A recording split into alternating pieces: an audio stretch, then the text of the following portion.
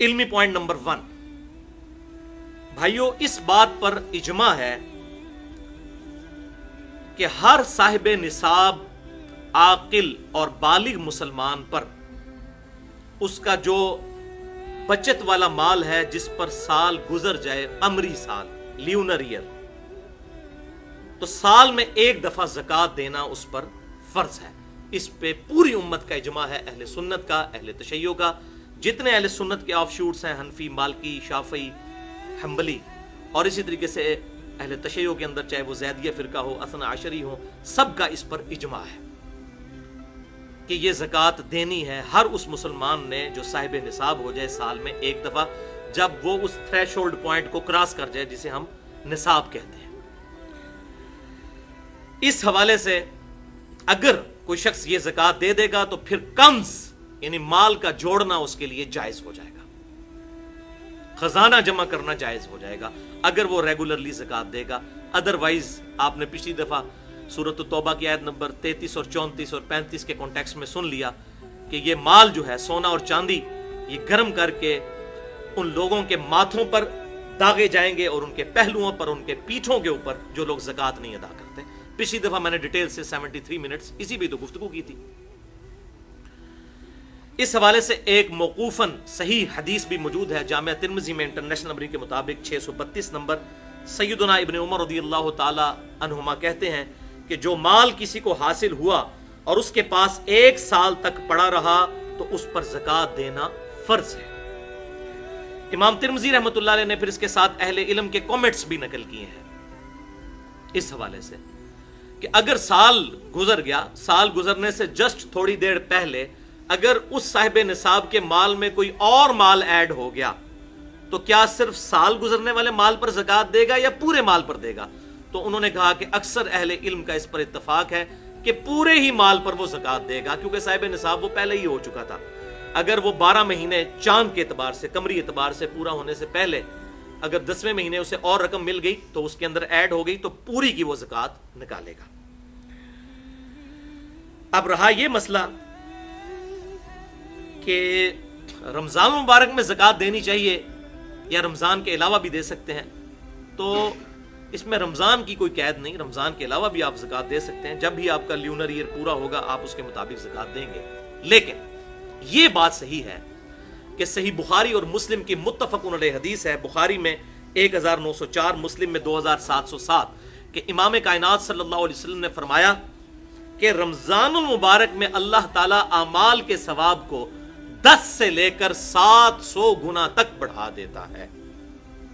चूंकि रमजान में सवाब अमाल का बढ़ जाता है 700 गुना तक, और अल्लाह चाहे तो किसी के लिए इससे भी ज्यादा बढ़ा दे, लिहाजा बेहतर यही है कि रमजान मुबारक में ज़कात निकाली जाए, चौपड़ियां नाले 2-2।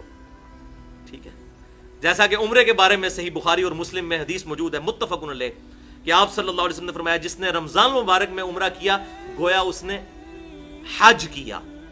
और मुस्लिम के एक तुरुक में आता है और अबू दाऊद के एक तुरुक में कि गोया उसने मेरे साथ हज किया जिसने रमजान मुबारक का उम्रा किया। तो इसी तरीके से प्रेफरेबल यही है, और वैसे भी हिसाब रखना आसान हो जाएगा कमरी सालों का, क्योंकि हम तो जो है वो शमसी सालों के एतबार से चल रहे होते हैं, तो ल्यूनर ईयर के मुताबिक हम नहीं चल रहे होते, हम सोलर ईयर के मुताबिक चलते हैं।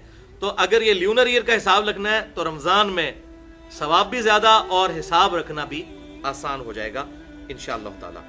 अच्छा भाइयों, इस बात पर भी इजमा है कि कोई शख्स अपनी ज़कात पेशगी भी निकाल सकता है, यानी अगले साल की पहले ही निकाल ले, अपने पास हिसाब किताब नोट कर ले।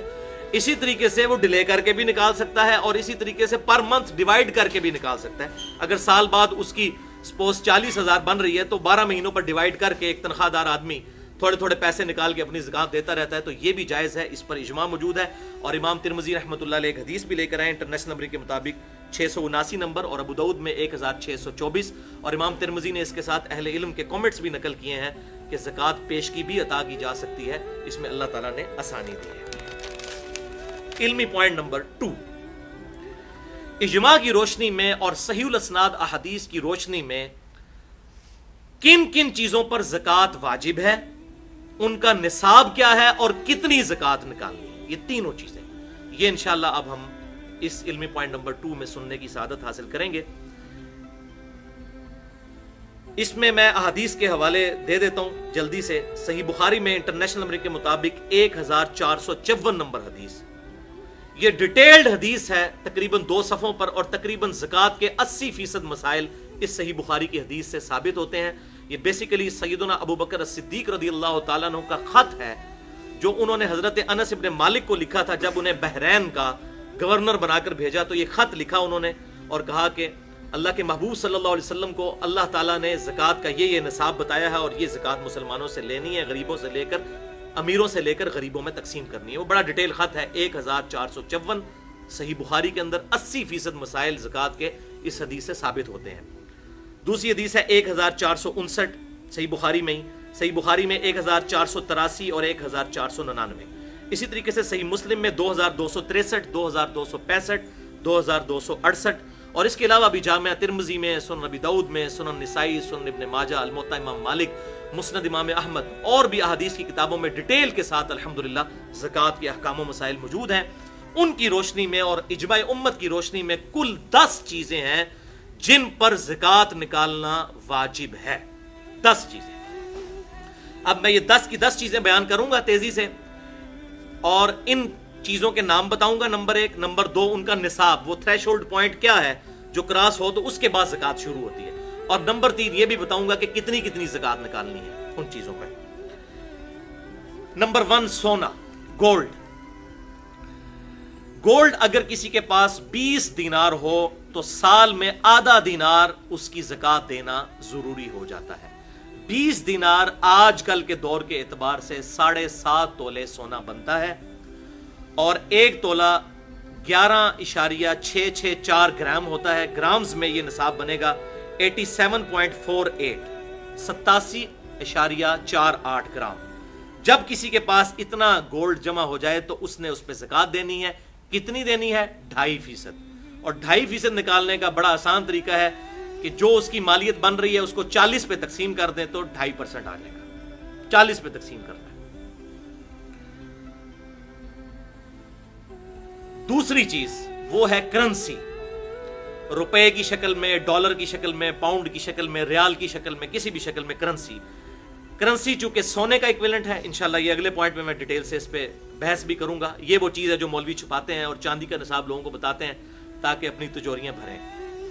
حالانکہ چاندی کے نصاب سے تو ایک صحت مند جو ہے وہ بکرا بھی نہیں خریدا جاتا, جبکہ بکرے کا نصاب جو ہے بکریوں کا وہ 40 بکریوں سے شروع ہوتا ہے. وہاں 40 بکریوں سے زکوٰۃ شروع ہوتی ہے, اور یہ لوگ 38,000 روپیہ جو چاندی کا نصاب بن رہا ہے اس کے اوپر زکوٰۃ بتا دیتے ہیں. وہ انشاءاللہ اگلی دفعہ اس میں اگلے پوائنٹ میں بتاتا ہوں. تو کرنسی جو ہے یہ بھی سونے کے ایکویلنٹ ہے, لہٰذا وہی نصاب ہوگا 7.5 تولے سونا یا 87.48 گرام, اور اس پہ بھی 40واں حصہ یعنی 2.5% ادا کرنا ہوگا. تیسری چیز ہے چاندی. اگر کسی کے پاس ہو, جیسے کہ ابھی یہ آرٹیفیشل جیولری کا بھی رواج ہے اور چاندی کا بھی لوگ کام کرتے ہیں, تو چاندی کا نصاب ہے 200 درہم پر 5 درہم. چاندی کا نصاب 200 درہم پر 5 درہم ہے. تو یہ آج کل کے 200 درہم اگر چاندی کے وہ کیلکولیٹ کیے جائیں تو یہ 52.5 تولے چاندی بنتی ہے. اور اگر گرامز میں اسے 11.664 والا فارمولہ لگا کر کیلکولیٹ کیا جائے تو 612.36 گرام یہ بنتا ہے چاندی کا نصاب. اس پہ بھی 40واں حصہ دینا ہوگا. 40 پہ تقسیم کریں گے یا 2.5% نکالیں. چوتھی چیز ہے مال تجارت. مال تجارت سے مراد ہے کہ اگر کوئی شخص کسی کی دکان ہے, اس میں اس نے کپڑا رکھا ہوا ہے, یا میڈیکل سٹور ہے, اس میں اس نے ادویات رکھی ہوئی ہیں جو اس کے پاس رہتی ہیں, جو اس نے کاروبار کے اندر اپنا سارا مال لگایا ہوا ہے, اور وہ سٹور کی انوینٹری کی فارم میں موجود ہے. اسی طریقے سے کمرشل پلاٹس ہیں کسی کے پاس, بیچنے کی غرض سے وہ پلاٹس خریدتا ہے. ویسے اگر پلاٹ ہے کسی کے پاس, جب تک اس پہ زرعی زمین کے اوپر کاشتکاری نہ کی جائے تو اس پہ زکوٰۃ نہیں بنتی. وہ تو کاشتکاری کے اوپر زکوٰۃ ہوتی ہے اگر کی جائے, ورنہ کوئی نہیں. لیکن کمرشل پلاٹس بیچنے کی نیت سے جو لیے جاتے ہیں, چاہے پراپرٹی ڈیلر لے یا عام آدمی اپنی سیونگ کو یہ کر لے, چلاک بننے کی کوشش کرے کہ وہ سونے کی بجائے پلاٹ خرید لے اور کہ جی میرے پاس سونا تو نہیں, زکوٰۃ نہیں لگے گی, تو بھائی عقل آپ کی بھی نہیں کام کرتی کہ سیونگ کے اوپر زکوٰۃ ہے. اللہ تعالیٰ کو تو دھوکہ نہیں آپ دے سکتے, اپنے آپ کو دے سکتے ہیں. تو کمرشل پلاٹس جو انسان نے خریدے ہوئے ہیں سیونگ کے طور پہ, ان کی بھی کیلکولیشن پر سونے کا نصاب لگے گا. اور اسی طریقے سے دکان کے اندر جو مال ڈالا ہوا ہے اس پہ بھی 40واں حصہ زکوٰۃ دی جائے گی. 5ویں نمبر پہ ہے زمین کی پیداوار. چاہے وہ غلے کی فارم میں ہو، کھجور کی پھل کی فارم میں، تو اس پہ بھی زکوٰۃ ہے. اور اس کے لیے جو تھریش ہولڈ پوائنٹ ہے، نصاب ہے، وہ ہے 5 وسق. ایک وسق جو ہے وہ 60 سا کے برابر ہوتا ہے، اور ایک سا جو ہے وہ 4 مد کے برابر ہوتا ہے، اور ایک مد 600 گرام بنتے ہیں ہمارے زمانے کے. لہذا یہ پوری ملٹیپلیکیشن کرنے کے بعد 5 وسق جو ہیں وہ بنتے ہیں آج کل کے 720 کلو گرام. تو 720 کلو گرام جس کے پاس غلہ ہوگا تو اس پر اسے زکوٰۃ دینی ہوگی، لیکن غلے کی زکوٰۃ زیادہ ہے. وہ ہم نے جو زکوٰۃ سنی سونے کی، اس سے یہ 4 گنا ہے، 10% زکوٰۃ ہے. اور وہ اس صورت میں 10% ہے، اسے عشر بھی کہتے ہیں، کہ اگر زمین کی پیداوار کو جو پانی ہے وہ بارانی ہو، زمین اس کی یعنی نیچرل اریگیشن ہو، بارش کے ذریعے یا نہر کے ذریعے پانی اس کو لگتا ہو، جس پہ اس کا اپنا خرچہ کوئی نہ آتا ہو، تو پھر عشر دیں گے 10واں حصہ، 100 میں 10 روپے. تو یہ 720 جو ہے اس کو آپ ڈیوائیڈ کر لیں 10 کے اوپر، تو یہ 72 kg اس میں سے زکوٰۃ نکالنی ہوگی. اگر زمین جو ہے وہ کنویں کے ذریعے سیراب کی جاتی ہے، ظاہر ہے اس پہ بجلی کا بل بھی دینا پڑے گا، آپ خود بھی اس پہ خرچہ کر رہے ہیں، تو شریعت نے اس میں آسانی دی ہے کہ پھر آدھا عشر دینا ہوگا، یعنی پھر زکوٰۃ جو ہے وہ 5% رہ جائے گی. اس طرح 10%، اس طرح 5%. چھٹی چیز ہے شہد.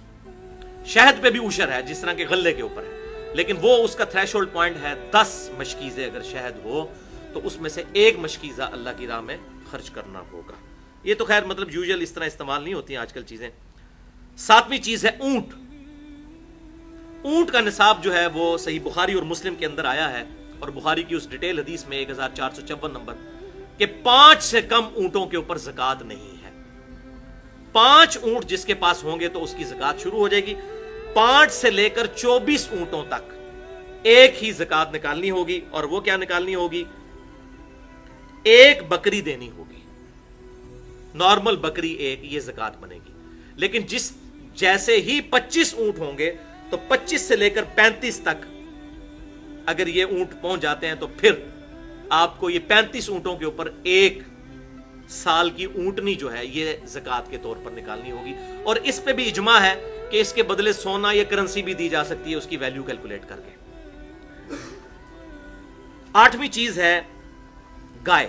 اس طریقے سے 35 کے آگے بھی ڈیٹیل چلتی ہے سینکڑوں تک، تو اب ٹائم نہیں ہے چونکہ آج کل لوگوں کی ضرورت نہیں، لہذا میں اسے چھوڑ رہا ہوں. 8ویں چیز ہے گائے یا بھینس. بھینس بھی گائے کے حکم میں داخل ہے. میں نے اجماع کی حجیت مسئلہ نمبر 31 میں یہ چیز ثابت کی ہے کہ امت کا اجماع ہے کہ بھینس گائے کے حکم میں داخل ہوگی. 30 گائے جب ہو جائیں گی تو پھر زکوٰۃ سٹارٹ ہو جائے گی، اس سے پہلے زکوٰۃ کوئی نہیں. اور جس کے پاس 30 گائے ہوں تو 1 سال کا اس نے بچڑا گائے کا وہ زکوٰۃ میں دینا ہوگا. اور جس کے پاس 40 ہوں تو وہ پھر 2 سال کا بچڑا. اور اس طریقے سے پھر آگے ایکویشن چلتی ہے. 9ویں چیز ہے بکریاں اور بھیڑیں. ان پہ بھی زکوٰۃ ہے. جس کے پاس 40 بکریاں ہوں گی تو تب اس کی زکوٰۃ شروع ہوگی، 40 سے کم پر شروع نہیں ہوگی. 40 سے لے کر 120 تک صحیح بخاری 1454 نمبر کی روشنی میں حدیث نمبر 1 بکری زکوٰۃ دینی ہوگی. 40 بکریوں سے لے کر 120 بکریوں تک جس کے پاس ہے. اور 121 سے لے کر 200 تک ہو تو پھر 2 بکریاں دینی ہوگی. اور اسی طریقے سے آگے ایکویشن چلتی ہے. 10ویں چیز ہے دفینہ، رکاز یا معدنیات، یا زمین میں سے نکلا ہوا مال. اس زمانے میں بھی صحیح بخاری میں آتا ہے کہ سونا کسی کی زمین سے نکلا ہے، یا معدنیات نکلا ہے، نمک نکلا ہے، یا آج کل کے دور میں اگر کسی کی خوش قسمتی ہو تو تیل نکلا ہے، تو اس پہ بھی زکوٰۃ ہوگی. دفینے کے اوپر زکوٰۃ سب سے زیادہ ہے، سب سے زیادہ زکوٰۃ ہے اس کے اوپر، اور وہ ہے 20%. 100 میں 20 روپے، 5واں حصہ دفینے کے اوپر. یعنی کہ وہ 100 روپے کا مال ہے تو 20% دینا ہوگا، 5واں حصہ اللہ کی راہ میں خرچ کرنا ہوگا. یعنی عشر سے بھی ڈبل ہو گیا. سب سے زیادہ زکوٰۃ جو ہے وہ دفینے کے اوپر ہے، معدنیات کے اوپر ہے. اگر کسی کی زمین سے کوئی ایسا خزانہ نکلا ہے تو یہ سب سے زیادہ زکوٰۃ اس کے اوپر. علمی پوائنٹ نمبر 3، یہ بڑا علمی پوائنٹ ہے، سمجھنے والا، اور وہ ہے بھائیو کرنسی نوٹ کا مسئلہ. یہ مشکل ترین ٹاپک ہے. کرنسی نوٹ ہے روپے کی شکل میں یا डॉलर की शक्ल में, पाउंड की शक्ल में, यूरो की शक्ल में या रियाल की शक्ल में, तो इस करेंसी को क्या सोने के इक्विवेलेंट लिया जाएगा या चांदी के इक्विवेलेंट लिया जाएगा? यहां पर मौलवी डंडी मारता है क्योंकि उसके मदरसे इसके ऊपर चल रहे हैं। मैं आपको हक बात बताऊंगा जो बनती है। इसको आप समझ लीजिए कि नबी सल्लल्लाहु अलैहि वसल्लम के मुबारक दौर में दो तरीके से तिजारत का सिस्टम राइज था। नंबर 1 बार्टर सिस्टम था। बार्टर सिस्टम कहते हैं अशिया के बदले अशिया का लेन देन। मसलन 2 किलो गंदम देकर 1 किलो दूध किसी से ले लिया जाए, अशिया के बदले अशिया। इसको बार्टर सिस्टम कहते हैं। अभी भी तिब्बत साइड पे और दूर दराज के जो इलाके हैं उनमें ये बार्टर सिस्टम अब भी चल रहा है। और दूसरा आप सल्लल्लाहु अलैहि वसल्लम के मुबारक जमाने में जो सिस्टम राइज था वो मनी एक्सचेंज का था, यानी कि पैसे देकर, माल देकर उसके बदले चीजें खरीदी जाएं। और उस वक्त दो बेसिकली जो है वो चीजें इस्तेमाल होती थी। नंबर 1 दीनार, जो गोल्ड का, सोने का कॉइन होता था, सोने का सिक्का दीनार कहलाता था, और चांदी का सिक्का दिरहम कहलाता था, सिल्वर कॉइन। क्योंकि ये दोनों प्रीसियस धाते हैं, कीमती धाते हैं। और सोना तो खुसूसन, जिस तरह लकड़ी में दियार जो है उसको कभी कीड़ा नहीं लगता और ये साल हर साल रहती है, सोना एक ऐसी धात है इस रुए अर्ज पे जिसकी इलेक्ट्रिकल कंडक्टिविटी 100% है। यानी उसमें से अगर बिजली गुजारी जाए तो बिजली जाया नहीं होती, लेकिन सोने की तारें नहीं बनाई जा सकती। और सोने को जंग नहीं कभी लग सकता। इसको चाहे जमीन में 1000 साल के लिए भी दफना देना, सोने को जंग नहीं लगता। और ये इंसानियत को ज़ाहिर है हजारों साल से, आप से भी पहले हजारों साल से लोगों को ये बात पता थी कि सोने को जंग नहीं लगता, इसलिए सोना एज ए करेंसी अडॉप्ट किया गया, और चांदी को भी। अच्छा, इस बात पर भी उम्मत का इजमा है कि आप सल्लल्लाहु अलैहि वसल्लम के मुबारक जमाने में जो 20 दिनार जो गोल्ड था, आजकल के 7.5 तोले सोना बनता है, और उस जमाने के 200 दिरहम चांदी जो है वो आजकल के 52.5 तोले चांदी बनता है। तो 52.5 तोले चांदी और 7.5 तोले सोना, इनकी वर्थ आप सल्लल्लाहु अलैहि वसल्लम के मुबारक जमाने में 1 थी, और ये निस्बत 1:7 की बनती है।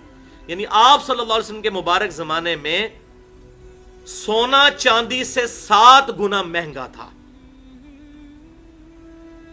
1 तोले सोने से आप 7 तोले चांदी खरीद सकते थे, या 7 तोले चांदी से 1 तोला सोना खरीद सकते थे। लेकिन वक्त के साथ साथ सोने का इस्तेमाल ज्यादा शुरू हो गया और चांदी ऑब्सोलीट होना शुरू होगी, नापैद होना शुरू हो गई। हत्ता कि इस वक्त दुनिया में चांदी एज ए करेंसी इस्तेमाल नहीं होती। सोने की बुनियाद पे ही स्टेट बैंक्स जो है पूरी दुनिया के वो रुपया छापते हैं। तो वक्त के साथ साथ चांदी डीवैल्यू होती चली गई, और अब यह सूरत हाल है आज की डेट में 23 अगस्त 2014 को पाकिस्तान में चांदी का जो तोले का रेट है तकरीबन 750 रुपया है, और सोने का तोले का रेट 48,500 रुपया है। तो वो निस्बत जो आप सल्लल्लाहु अलैहि वसल्लम के मुबारक जमाने में 1 और 7 की थी, अब वो हो चुकी है 1 और 65 की। तो बहुत फर्क आ चुका है, इसलिए कि वो एज ए रेफरेंस चांदी इस्तेमाल नहीं होती अब करेंसी के तौर पर। सोने को पूरी दुनिया ने स्टैंडर्ड मान लिया है, यह है वजह। अच्छा, जब ये सोने और चांदी के सिक्के इस्तेमाल होते थे जिस जमाने में, तो ये पूरी दुनिया के अंदर सिक्का चलता था। क्यों?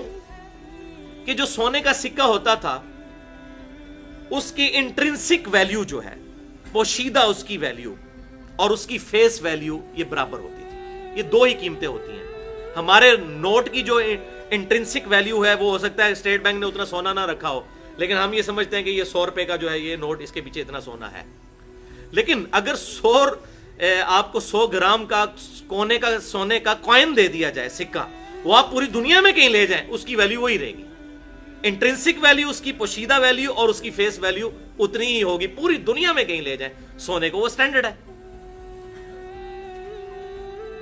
फिर ह्यूमन हिस्ट्री में एक टर्निंग पॉइंट आया 18वीं सदी के अंदर, जब यहूदियों ने बैंकिंग का सिस्टम शुरू किया। एक पूरी नेगेटिव साजिश के तहत, और उन्होंने लोगों का सोना अपने पास रख के कहा कि भाई सोना तो चोरी हो जाएगा, आप हमारे पास रखवाएं, हम हिफाजत करेंगे इसकी। और फिर लोगों ने कहा सोना अगर आपके पास होगा तो भाई हम लोगों से लेन देन कैसे करेंगे? तो उन्होंने कहा हम इस तरह करेंगे, आपको एक रिसिप्ट, एक रसीद और एक सर्टिफिकेट जारी कर देंगे, आप उस सर्टिफिकेट की गारंटी हमारी होगी पीछे से, हम उसकी बुनियाद के ऊपर आगे जो है वो आप दावा कर सकते हैं, हम उसकी पीछे खड़े हुए हैं। तो उस सर्टिफिकेट और रिसिप्ट की बुनियाद पे आप एक दूसरे के साथ लेन देन करें, सोना हमारे पास पड़ा रहेगा। तो लोगों ने धड़ाधड़ सोना उनके पास रखवाना शुरू कर दिया। शुरू में तो यह था जितना सोना था उतने का सर्टिफिकेट निकलता था, फिर आहिस्ता आहिस्ता उन्होंने सर्टिफिकेट ज्यादा छापने शुरू किए तो देखा कि लोगों को फर्क ही नहीं पड़ा, कोई लोग सोना लेने के लिए आते ही नहीं है। तो फिर पीछे सोना उतना ना रहा और सर्टिफिकेट ज्यादा निकालने शुरू कर दिए और वो अमीर होना शुरू हो गए।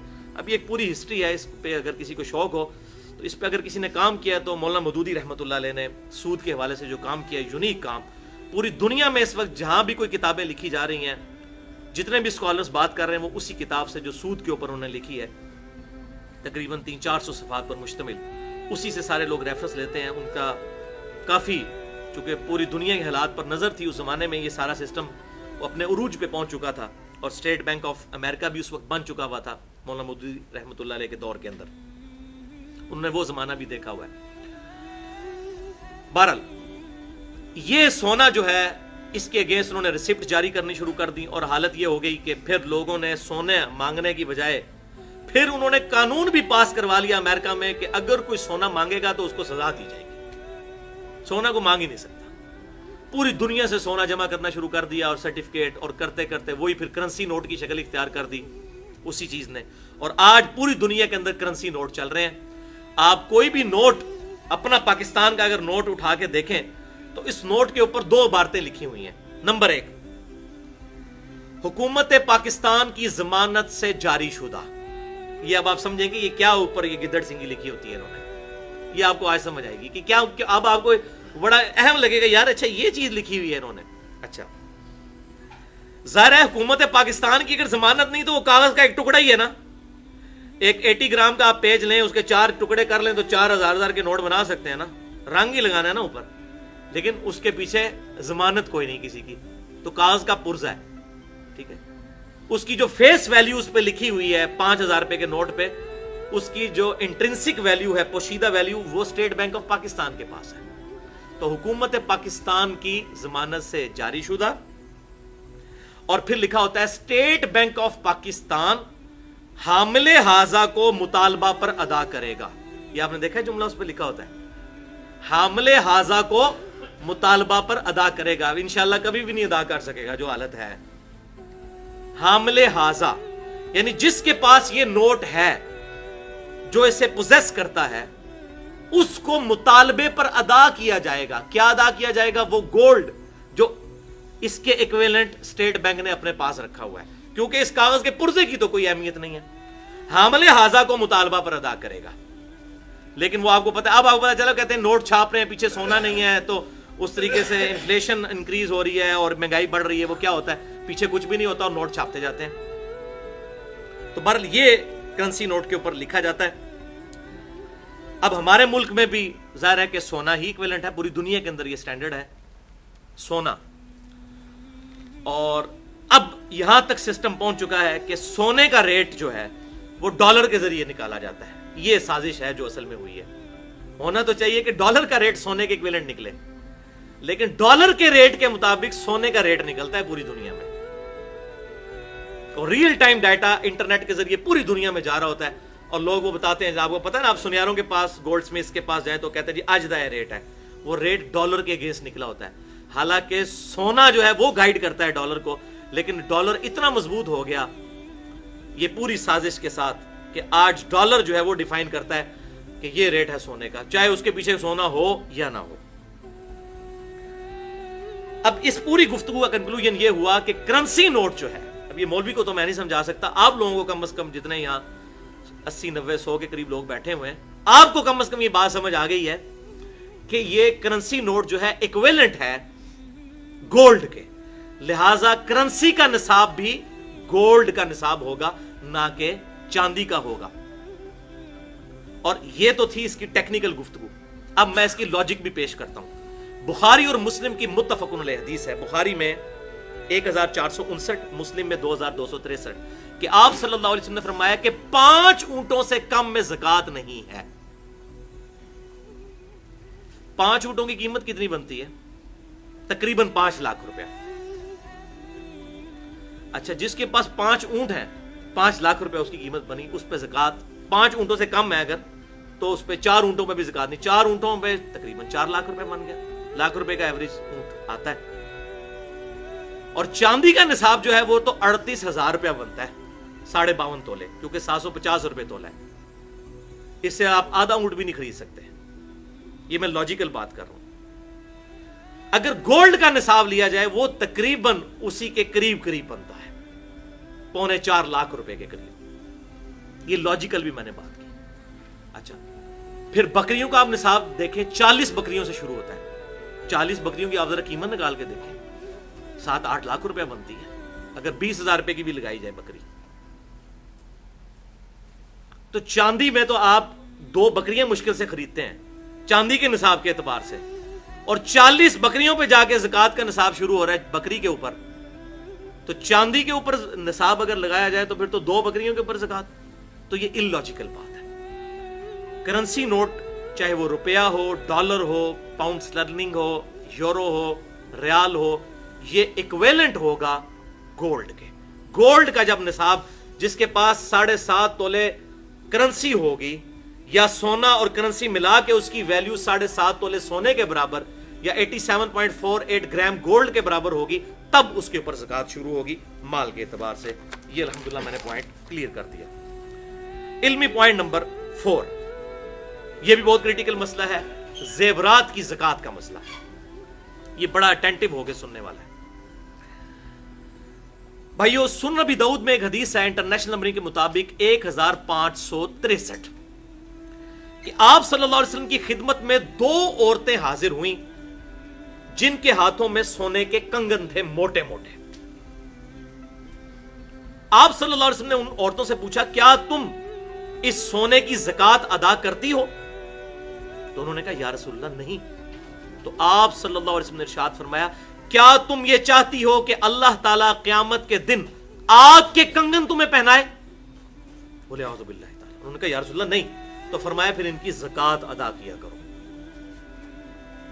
یہ ہے بیسیکلی وہ بنیادی حدیث جس کی بنیاد پر زیورات کی زکات کا مسئلہ امت کی اکثریت نے ڈیٹیکٹ کیا. اجماع تو نہیں ہے, اختلاف ہے اس میں, بہرحال اکثریت نے اسے ڈیٹیکٹ کیا. اچھا, اسی حدیث کا ایک طرق جامعہ ترمذی میں بھی انٹرنیشنل نمبرنگ کے مطابق 637 نمبر ہے. امام ترمذی رحمۃ اللہ علیہ نے یہی حدیث لکھ کر کہا یہ حدیث صحیح نہیں ہے, اور پھر انہوں نے ایک سٹیٹمنٹ دے دی کہ زیورات کی زکات کے اوپر جتنی حدیثیں ہیں وہ ضعیف ہیں. اس حدیث کو بھی انہوں نے ضعیف کہا, لیکن امام ترمذی کے پاس جو سند ہے وہ واقعی ضعیف ہے.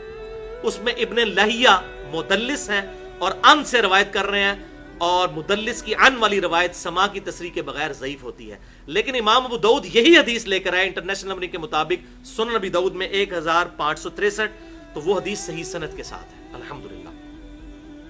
پھر امام ترمذی نے لکھا کہ زیورات کی زکات کے بارے میں اختلاف ہے.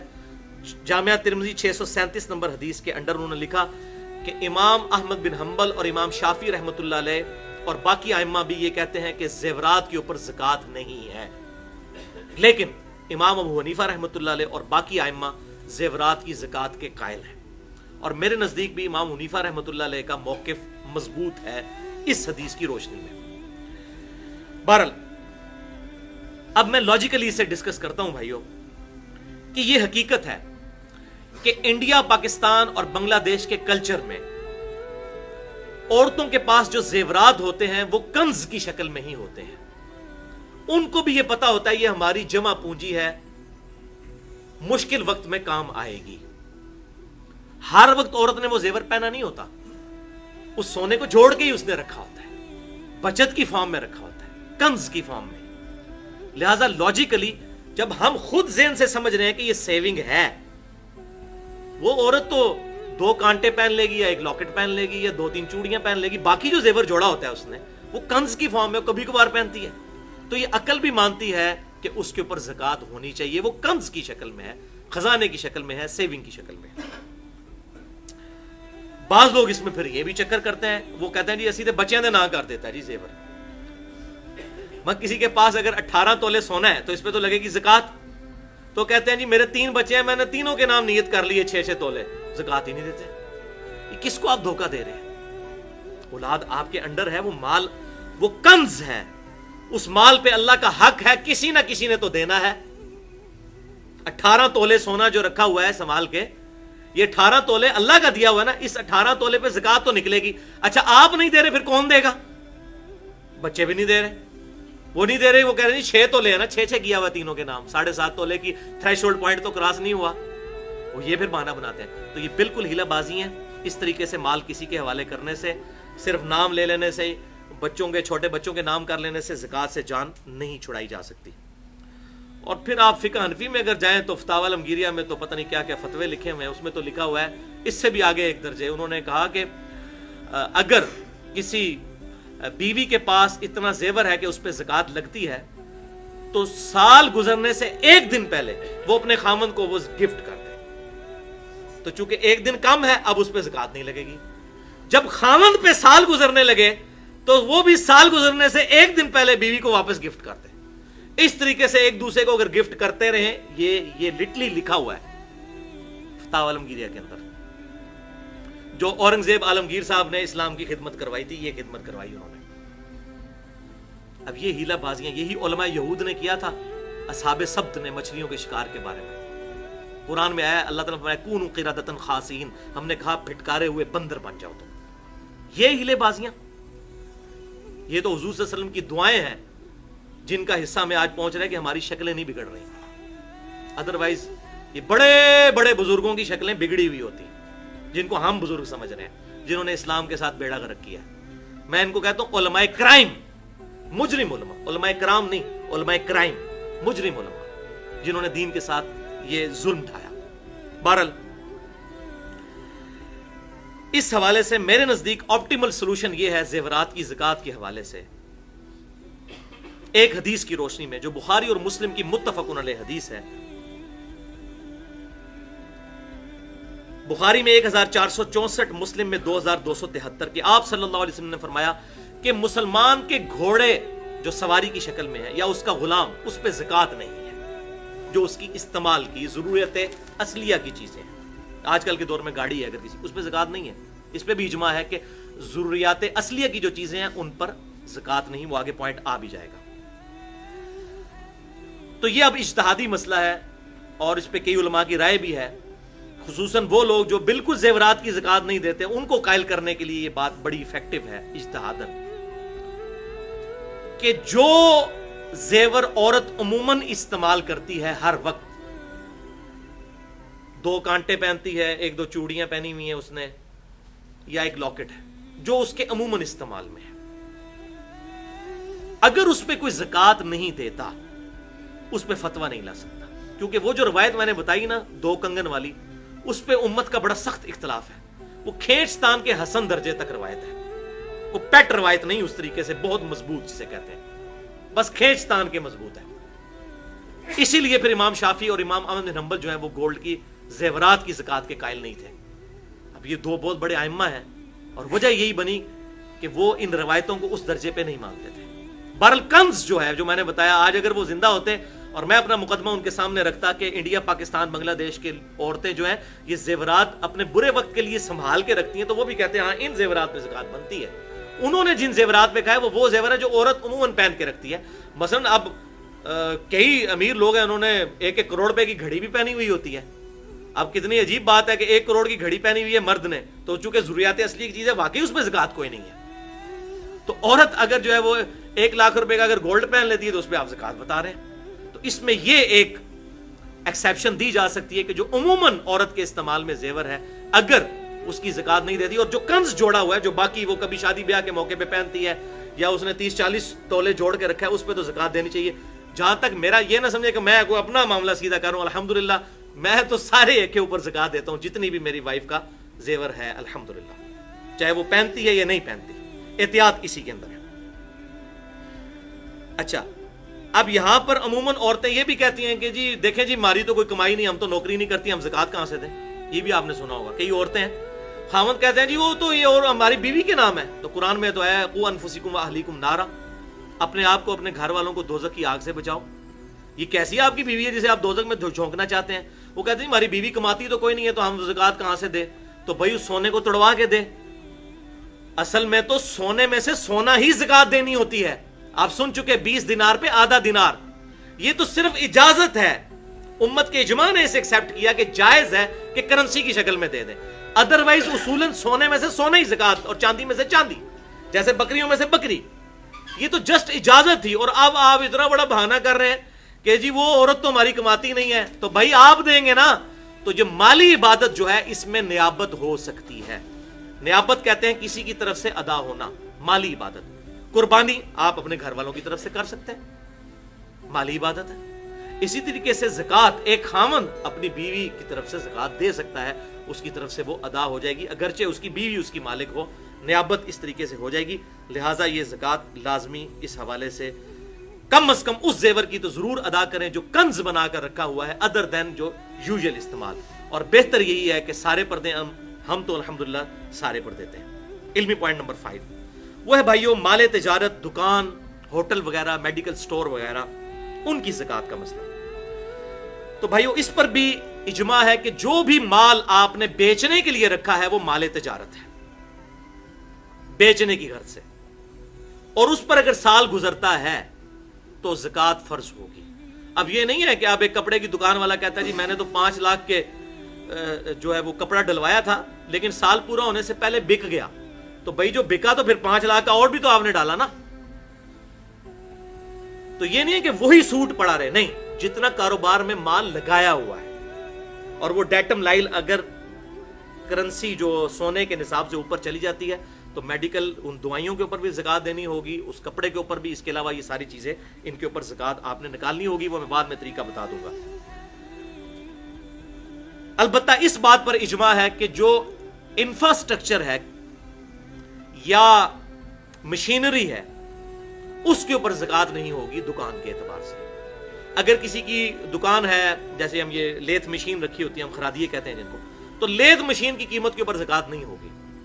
اسی طریقے سے رینٹ کار کے اوپر گاڑی کسی نے دی ہوئی ہے تو اس گاڑی کے اوپر زکوٰۃ نہیں ہوگی, اس کی مال کی کمائی پہ ہوگی, کیونکہ اس کی ڈپریسیشن بھی ہو رہی ہے, اس کی قیمت وقت کے ساتھ ساتھ کم ہو رہی ہے.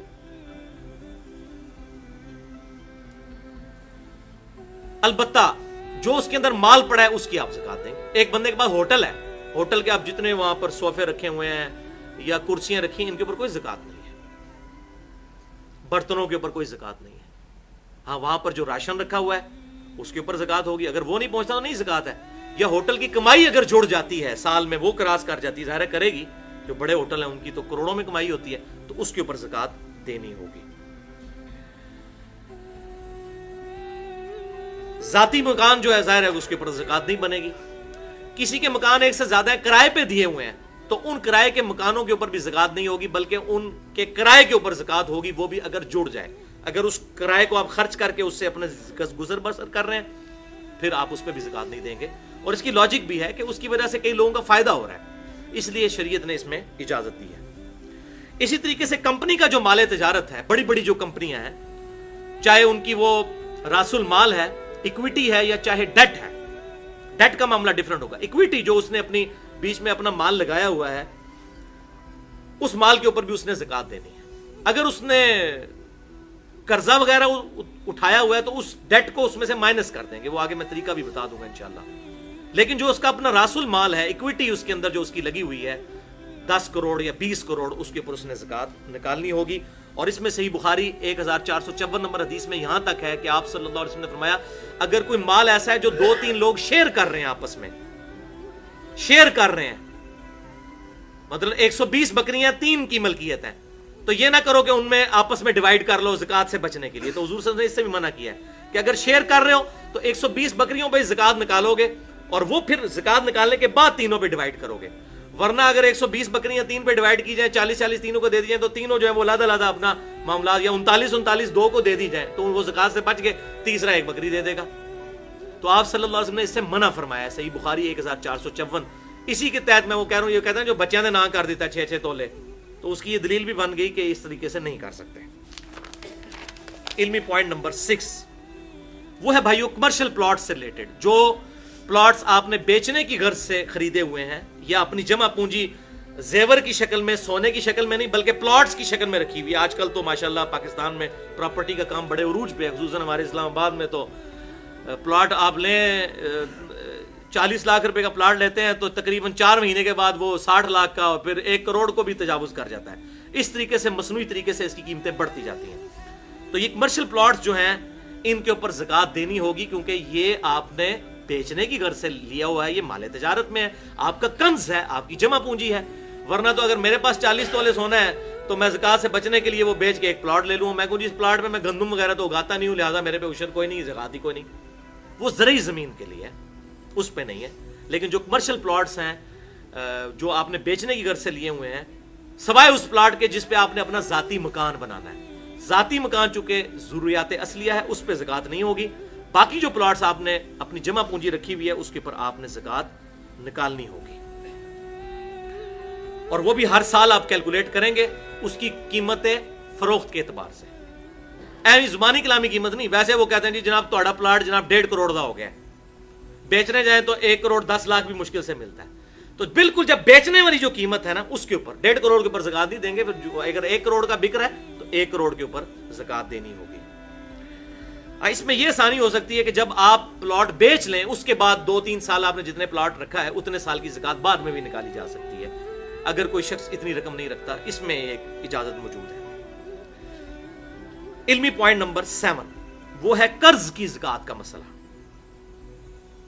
آپ نے کسی کو قرض دیا، مالک تو آپ ہی ہیں بھائی، اب وہ کہتے ہیں جی میں نے تو اس کو دیا ہوا ہے، بھائی وہ تو پہلے ہی مقروض ہے، اس کے کھاتے میں کیوں زکوٰۃ ڈال رہے ہیں؟ زکوٰۃ تو آپ نے دینی ہے۔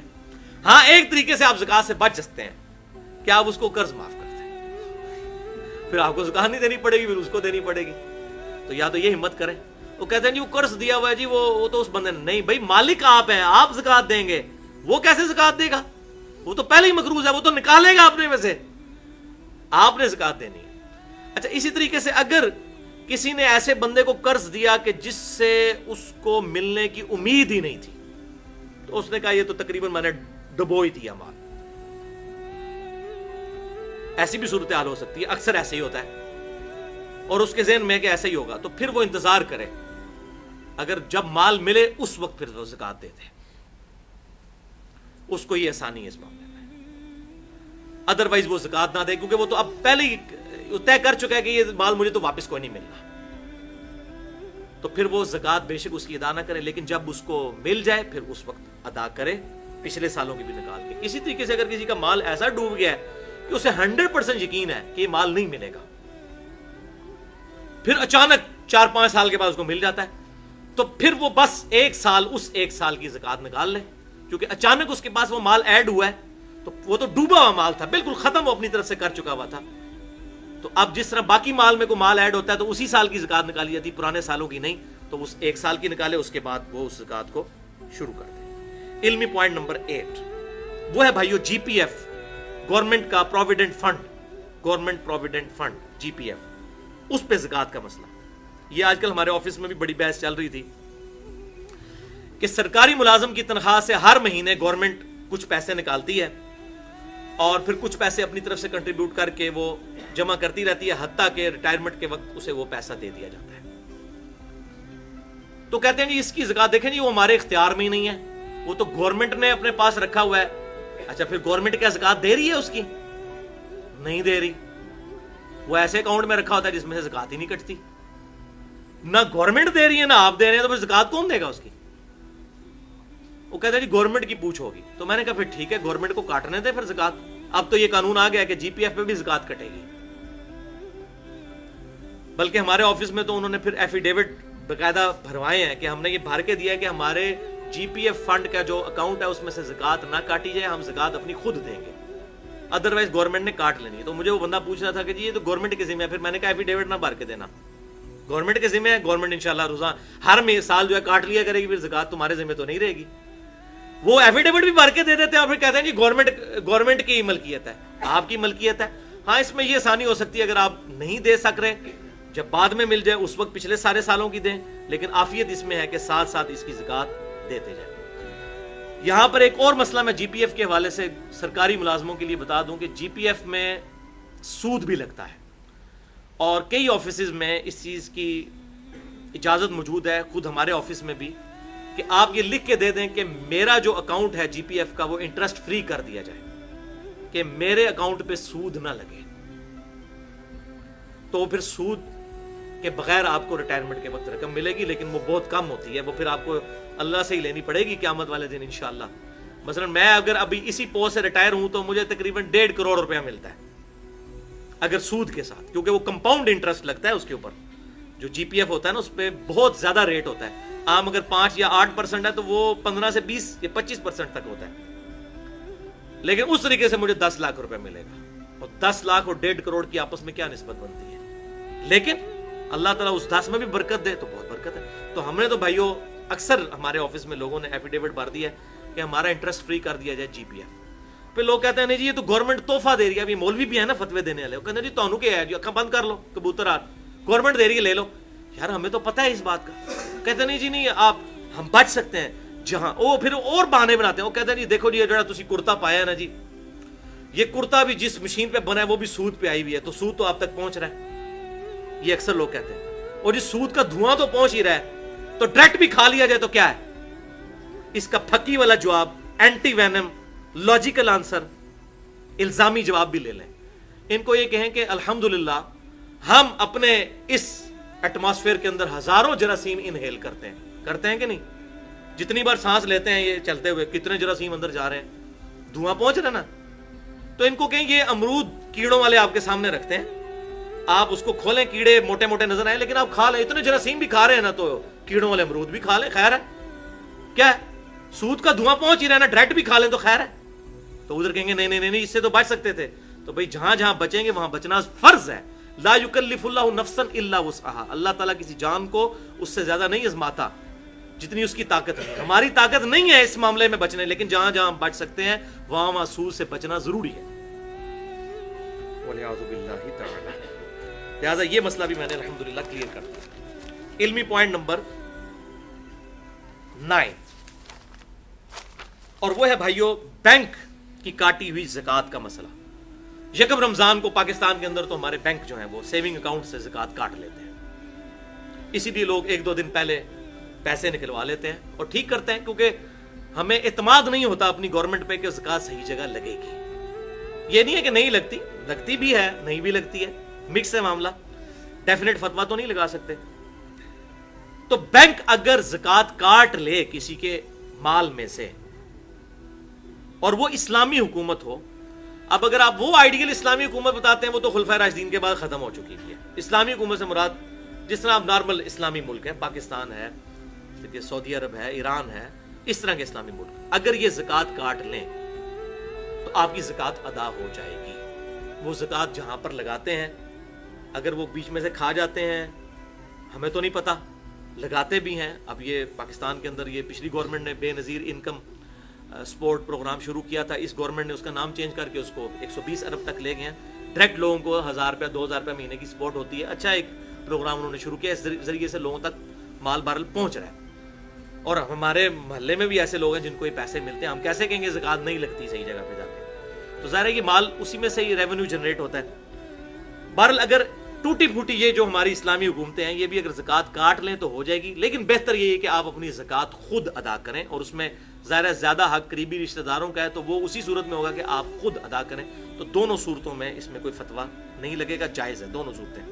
علمی پوائنٹ نمبر 10، یہ ذرا کڑوی بات ہے بھائیو، اور وہ ہے ٹیکسز کا مسئلہ کہ گورنمنٹ ہمارے ٹیکس کاٹتی رہتی ہے، بجلی کے بل کے اوپر بھی ٹیکس، انکم کے اوپر بھی ٹیکس، ایک صابن کی ٹکیا کے اوپر بھی ٹیکس، ٹھیک ہے، ہر چیز کے اوپر گورنمنٹ ہم سے ٹیکس کاٹتی ہے۔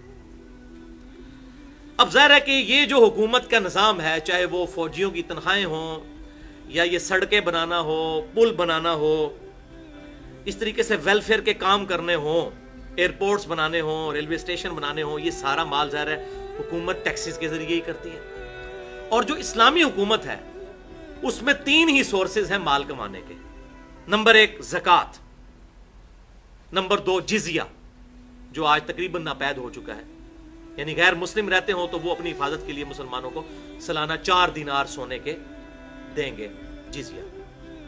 और नंबर 3 माल गनीमत, कि अगर कभी काफिरों के साथ क़िताल हो और उसमें जो माल आए। ये 3 सोर्सेज इस्लामी हुकूमत के दुनिया का निज़ाम अपने निज़ाम हुकूमत चलाने के लिए, चाहे उसमें इमाम मस्जिद की तनख्वाहें हों या फ़ौजियों की तनख्वाहें हों या सड़कें बनाना हो या न्यू बॉर्न जो बेबी हैं उनके जो है वो उनके लिए वेलफेयर स्टेट बनाना हो, जैसे सैयदना उमर फारूक रज़ी अल्लाह तआला अन्हु के मुबारक दौर में थी, तो ये सारा सोर्स जो है वो इन चीज़ों से पूरा होगा।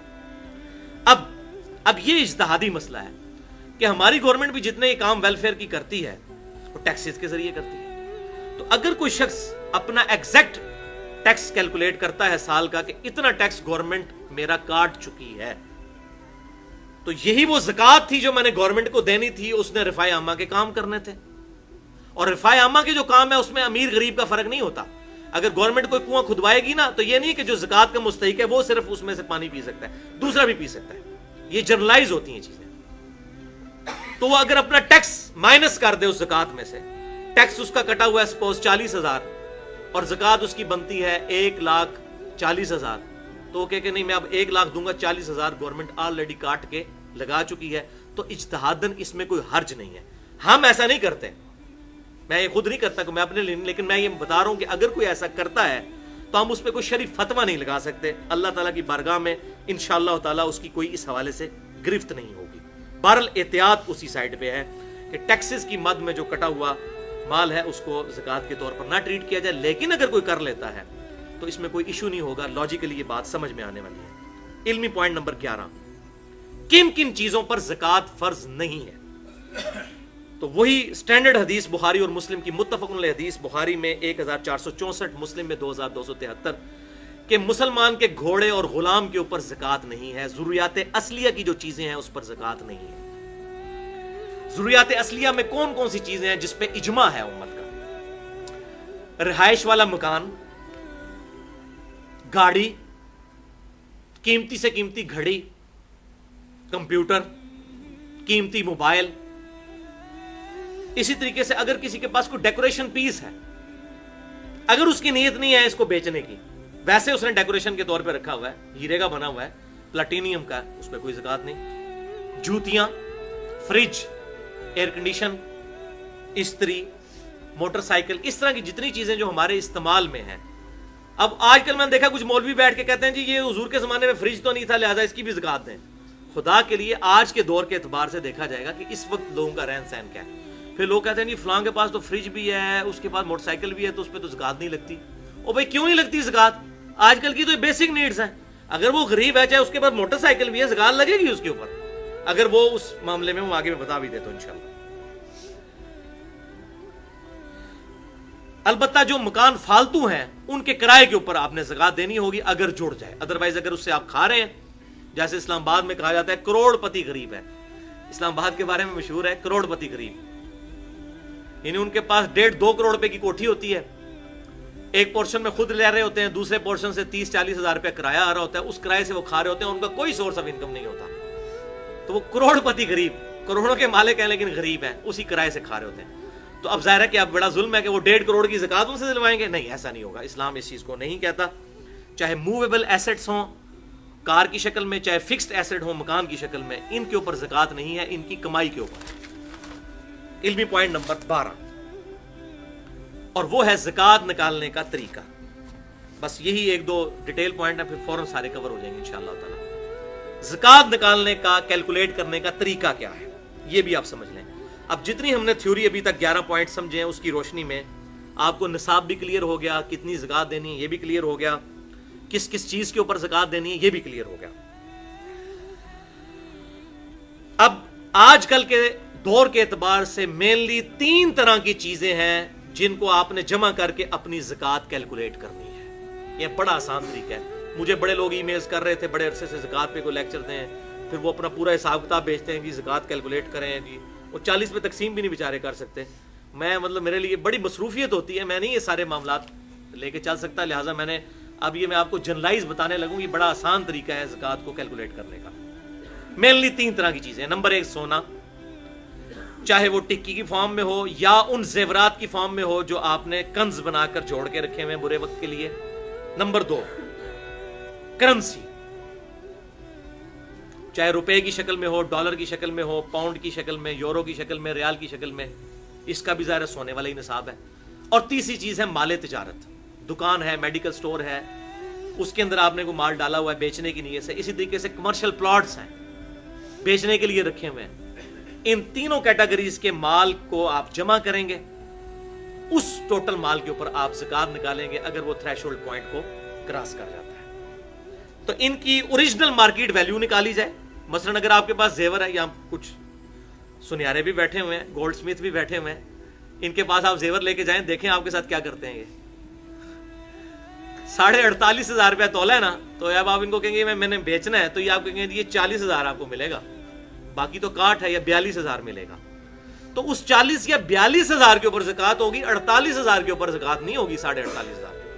جو اس کو آپ بیچنے جائیں اس وقت جو آپ کو نیٹ مل رہا ہے، شریعت کسی پہ ظلم نہیں کرتی، جو اس وقت مال مل رہا ہے اس کی قیمت آپ لگوائیں کاٹ نکال کے، کیونکہ یہاں پر کاٹ اس لیے ڈالی جاتی ہے، وہ 24 کیرٹ سونا تو نہیں ہوتا، اس کو 22 کیرٹ کر دیتے ہیں، اور وہ جو اس کی مزدوری ہے اس میں ڈال کے تو وہ 24 کیرٹ کے پیسے چارج کر لیتے ہیں، یعنی کان کو ایسے کر کے پکڑتے ہیں۔ بولا نہیں بنانا جی، سنے آ رہے ہو؟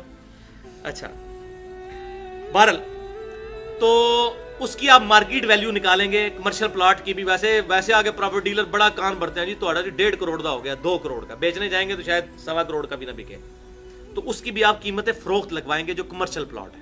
جو زرعی زمین ہے کسی کے پاس، اس کے اوپر چاہے وہ مربوں کے مربے ہو، کسی کے پاس زرعی زمین جو اس کو وراثت میں ملی ہے، اس پہ کوئی زکات نہیں ہے جب تک اس کے اوپر کوئی چیز اگائی نہیں جاتی، اور ظاہر ہے اس کی ویلیو بھی بڑی تھوڑی ہوتی ہے۔ اسلام آباد میں 1 کنال کے پلاٹ کے آپ کئی مربے خرید سکتے ہیں زرعی زمین، ان کی تو ویلیو بڑی تھوڑی ہوتی ہے جو اس طرح کی زرعی زمینیں ہوتی ہیں۔ بہرحال اب یہ تینوں طرح کی چیزوں کو، یعنی سونے کو اور کرنسی کو، چاہے وہ روپیہ ہو، چاہے وہ ڈالر ہو یا پاؤنڈ ہو یا ریال ہو، اور تیسری چیز مال تجارت کو، ان تینوں کی آپ رقم نکالیں کتنی بنتی ہے۔ ان تینوں کو جمع کرنے کے بعد پھر اس کو 40 پہ تقسیم کریں، اور جو جواب آئے وہ آپ زکات دیں گے۔ البتہ اگر اس میں آپ نے کسی سے قرض اٹھایا ہوا ہے تو اس قرض کو آپ پھر اس میں سے نکال دیں گے، لیکن وہ نکالیں گے اس صورت میں اگر ایڈ بھی کیا ہوگا، یہ نہ ہوگا وہ اپنے مال میں سے اس کو نکال دیں۔ مثلا آپ کے پاس 10 لاکھ روپے تھے، 10 لاکھ آپ نے قرض اٹھایا تو کتنے ہو گئے؟ 20، تو 20 میں سے 10 نکالیں گے، اپنے 10 میں سے 10 نکال کے 0 نہیں کر دینا، یہ نہیں ہے جناب چوپڑیاں نہ لے دو، ٹھیک ہے نا جی۔ تو ٹوٹل مال میں سے ڈیٹ کو نکالیں گے، پھر آپ کی ایکویٹی آئے گی جو آپ کا راس المال ہے۔ اب میں آپ کو ٹیسٹ کیس بتا دیتا ہوں تاکہ آپ کو سمجھ بھی آ جائے۔ ایک میں نے فرضی کیس بنایا کہ ایک بندے کے پاس 4 تولے سونا ہے، اب یہ خود تو تھریش ہولڈ پوائنٹ نصاب پہ نہیں پہنچتا، 7.5 تولے پہ تو نہیں پہنچتا نا، 4 تولے کی آج 23 اگست 2014 کو پاکستان کے مطابق جو قیمت بنتی ہے 48,500 روپیہ تولہ کے تحت 1,94,000، لیکن اس کے پاس 30 لاکھ روپے کا کمرشل پلاٹ بھی ہے جو اس نے اپنی جمع پونجی رکھی ہوئی ہے بیچنے کی غرض سے، ذاتی مکان بنانے کے لیے نہیں۔ اگر مکان بنانے کے لیے تو وہ تو نہیں ہوگی، پھر اس پہ زکات نہیں۔ اس 30 لاکھ کو اس 1,94,000 میں جمع کریں، 31,94,000 بن گیا۔ پھر اس کی دکان میں 50 لاکھ کا مال بھی ڈلا ہوا ہے، تو اس 50 لاکھ کو بھی اس میں آپ ایڈ کریں گے۔ اب اس نے 10 لاکھ قرض بھی کہیں سے اٹھایا ہوا ہے، یعنی جو 50 لاکھ دکان کا مال ہے وہ 50 لاکھ سارا اس کا وہ نہیں ہے، 40 اپنا ہے اور 10 کا قرض اٹھایا ہوا ہے، تو 40 میں سے 10 نہیں مائنس ہوں گے، 50 میں سے 10 مائنس ہوں گے، تو 40 ہی وہ نیٹ نکل آئے گا اس کا۔ یہ 40 لاکھ بھی جمع کر لیں، 30 لاکھ کا پلاٹ بھی جمع کر لیا، 4 تولے سونے کی قیمت بھی جمع کر لی۔ اب اس کی کل بچت جو بنی 81,94,000، اور 10 لاکھ آپ نے اس میں سے قرض جو لیا ہوا وہ نکال دیا، تو بنا 71,94,000۔ اس کو 40 پہ تقسیم کریں، 40واں حصہ یعنی 2.5% اس کا نکلے گا 1,79,000، 1,79,850، یہ اس کی زکات نکلے گی۔ یہ ہے بھائیو زکات نکالنے کا طریقہ۔ علمی پوائنٹ نمبر 13، زکات کے مصارف کون کون سے ہیں؟ یہ ہے سورۃ التوبہ کی آیت نمبر 60 میں اللہ تعالیٰ نے بیان کیے ہیں کہ 8 طرح کے مصارف ہیں، کیٹیگریز ہیں جن پہ آپ زکوٰۃ لگا سکتے ہیں، وہاں پہ آپ زکوٰۃ دے سکتے ہیں۔ بسم اللہ الرحمن الرحیم۔ انما الصدقات للفقراء، بے شک صدقات، زکوٰۃ، فرض صدقہ، یہ تو ہے غریبوں کے لیے، فقیروں کے لیے۔ فقیر اس غریب کو کہتے ہیں جو سوال نہ کرتا ہو لیکن ہو غریب۔ والمساکین، اور مسکینوں کے لیے۔ مسکین اس غریب کو کہتے ہیں جو لوگوں سے مال بھی مانگ بھی لے۔ فقیر وہ جو مانگے نہ لیکن اپنی حالت اس کی نظر آ رہی ہو کہ یہ غریب آدمی ہے، سفید پوش، اور مسکین وہ جو سائل بن کے آئے مانگ لے، دو گے۔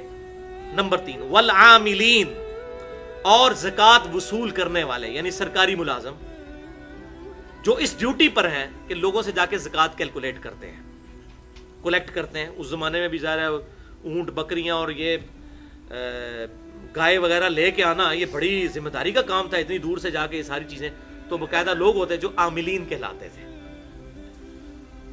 3 ہو گئی۔ نمبر 4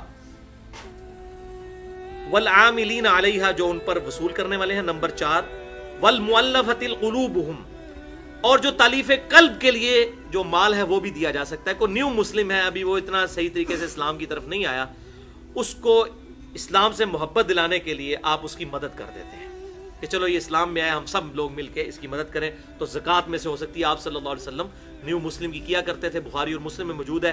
آپ صلی اللہ علیہ وسلم نے غزوہ حنین کے موقع پر ابو سفیان کو 100 اونٹ دیے تھے تالیف قلب کے لیے۔ تو اس طرح آپ صلی اللہ علیہ وسلم دیا کرتے تھے کسی کے دل میں اسلام کو پکا کرنے کے لیے، تاکہ ان کا ایمان پکا ہو جائے۔ نمبر 5 وفی الرقاب، اور غلام آزاد کرنے کے لیے۔ آج کل اس طرح نہیں ہے، آج کل اس کی ایک ماڈرن فارم جو ہے وہ اگلا والا جو کیٹیگری ہے۔ نمبر 6 والغارمین،